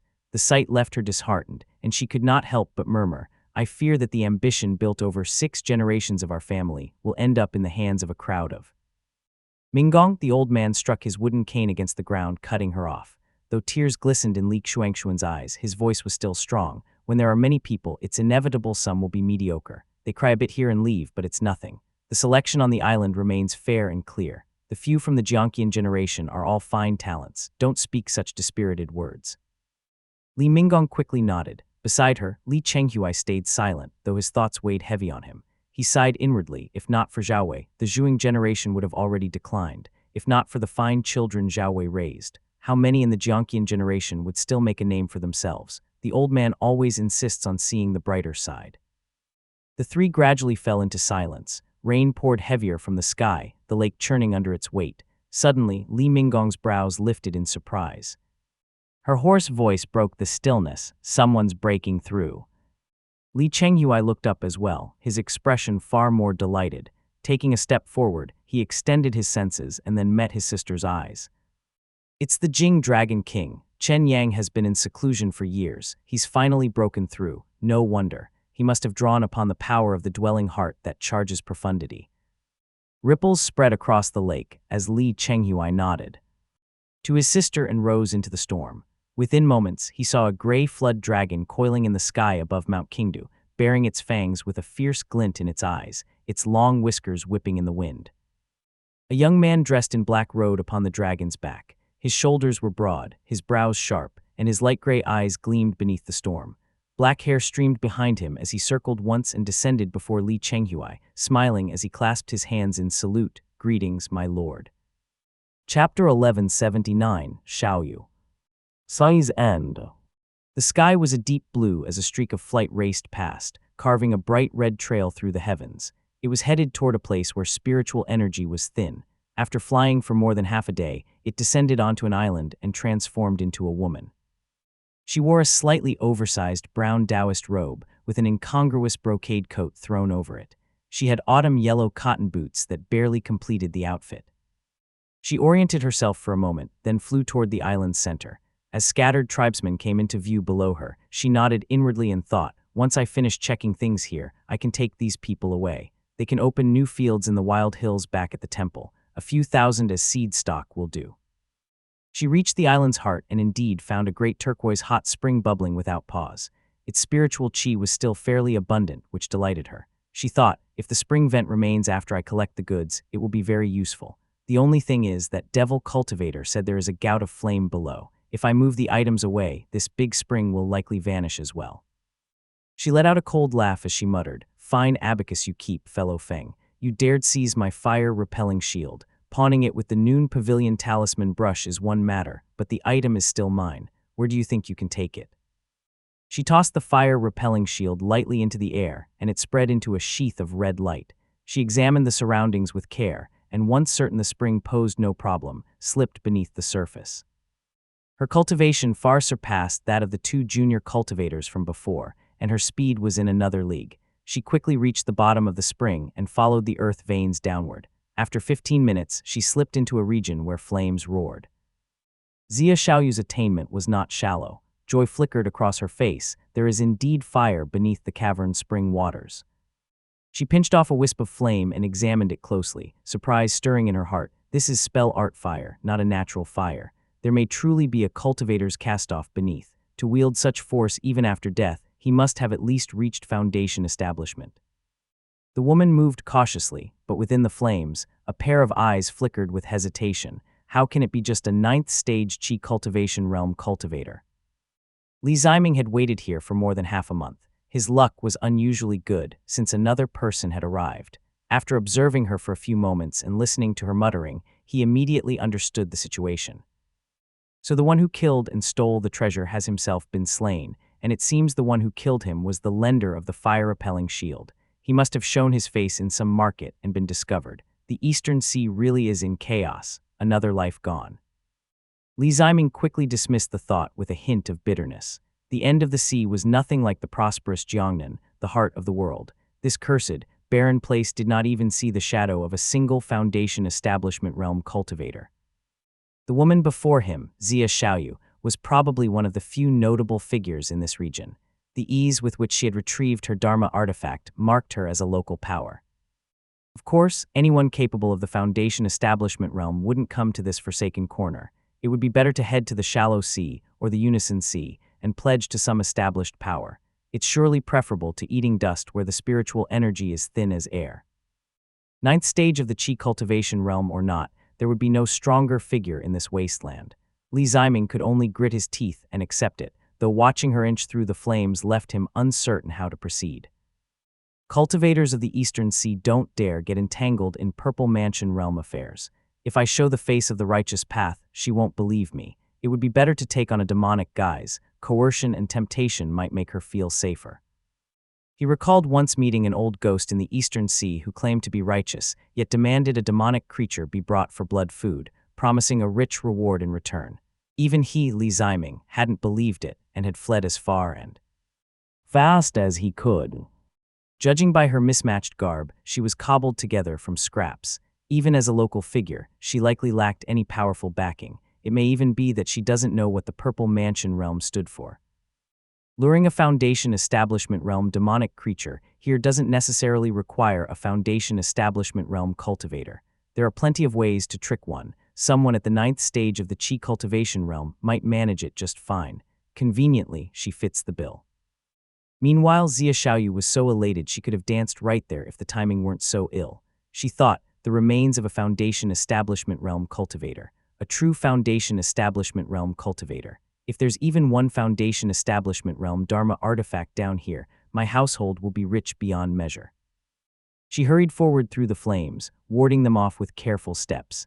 After a full circuit of inspection and a round of talisman probing to ensure safety, she finally approached the skeleton and cast a thread of Dharma light to seize the storage pouch on the ground. Boom! But the instant her Dharma light spread from her hand, the surrounding flames surged up, devouring the radiance completely. In a heartbeat, it crumbled to ash and vanished. Xia Xiaoyu hesitated for a moment, then bent down, extending her arm with utmost care to pick up the storage pouch by hand. Crack! A faint scraping sound brushed by her ears. Xia Xiaoyu's heart jolted as she yanked her hand back, only to find it would not budge. A chill gripped her arm, biting deep enough to hurt. A skeletal arm had already risen from the flames, its 5 bony fingers clamped tightly around her wrist. Every hair on her body bristled. Mana surged wildly through her arm as years of refined footwork and movement techniques sprang instinctively to life. Her free hand reached for the storage pouch at her waist. But she could not move. Her mana vanished as though swallowed by a bottomless abyss. No motion followed, no resistance remained, and Xia Xiaoyu stood frozen in place like a statue. Li Ziming seated her before him with ease. Subduing a Qi cultivation realm cultivator was effortless for him. As his skin slowly surfaced, he gave thought to what kind of face to show. Not his own, of course, but one that looked nothing like a good person. A face came to mind, a face with sharp brows, ashen eyes, and a sinister air, cruel and vicious, the kind that looked ready to devour someone alive, the face of Li Yunjiao. Second uncle. Li Ziming faltered slightly. Memories often struck without warning, like an unreasonable storm crashing into his mind. This Taoist master Zheajing, who had been hunted to the brink of death by a great cultivator in the Eastern Sea, who hadn't shed a tear even then, now found his eyes turning red. Li Ziming had always feared Li Yunjiao. Oddly, when Li Yunjiao died, he had cried, though never as he did for his own father, Li Yuanping. In later years, he thought of his uncle only on memorial days. Yet now, in that sudden flash of recollection, it was as if he had seen him again, like lightning, brief and piercing. And instead of fear, he felt a deep ache of longing. Damn it! Li Ziming cursed inwardly. His face shimmered and shifted until it became completely blank. There were no features and no expression. Now, though it bore no monstrous visage, it was far more terrifying than any face could be. The woman opposite him made no sound. After all, she couldn't move, nor could she speak. Her pupils had dilated to their limits, as if she might faint at any moment. Chapter 1180, Seclusion of Chengming I. Li Ziming finally remembered the woman before him, Xia Xiaoyu. She was already so terrified that her legs had gone weak. Judging from her dark, dilated pupils, she looked as though she might die of fright at any moment.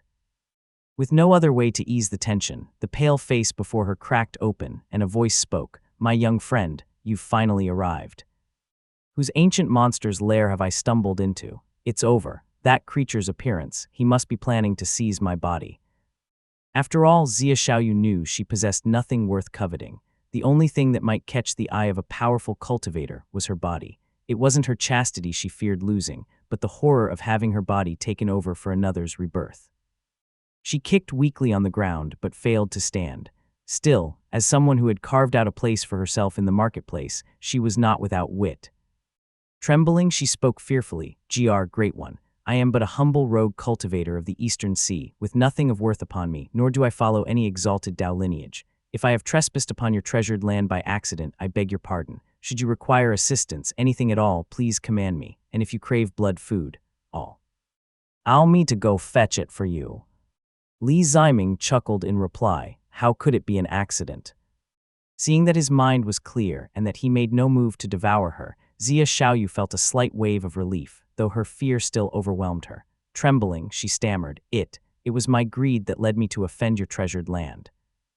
Li Ziming casually released her, and she collapsed to her knees with a thud. He corrected her calmly, "I reeled you in with my divine ability." Divine ability, Purple Mansion Realm. A chill seeped into Xia Xiaoyu's heart. She stared at the ground in disbelief. She dared not use her spiritual sense to probe the man whose face was blank and featureless. She could only kneel there, shivering. "You don't believe me." Li Ziming guessed she didn't believe him. Raising his hand, he gestured casually. Xia Xiaoyu suddenly felt her limbs burn with searing heat, then vanish entirely, reduced to ash. With a dull thump, her limbless body toppled to the ground like a wooden block. Lord. Deprived of her limbs, Xia Xiaoyu lay on the ground like a wooden stake, staring blankly at the ceiling of the cavern. The faceless visage appeared again above, exhaled softly, and grinned. Grow. A prickling sensation spread through her body. New flesh sprouted from the charred stumps like buds on an old tree. In an instant, her arms and legs grew back, and the warmth of the ground returned beneath her. Rising unsteadily, she felt the world spin around her. Her newly grown limbs were pale and tender, unfamiliar to her control. She dropped to her knees again with a thud and cried out, "Taoist Master, I believe, I truly believe. Whatever you command, I will obey." Li Ziming smiled. "That's more like it. Your body is no more than a weed in my eyes. I have no interest in your mortal flesh. What matters now is the task I'm about to give you. Do it well, and you will gain benefits beyond measure." Xia Xiaoyu couldn't guess what he intended. With her forehead pressed to the ground, she waited for his command and heard Li Ziming say, "I am here to suppress a certain thing and cannot leave. I have starved for long with nothing at hand to nourish me. I need a valley water demonic creature at the Foundation Establishment realm. Since you happen to wander in, bring me one such creature, and I will count it as your merit." Xia Xiaoyu froze for a moment. Instead of hastily agreeing just to escape, she bowed her head and answered timidly, "Honored one, I am alone and my cultivation shallow.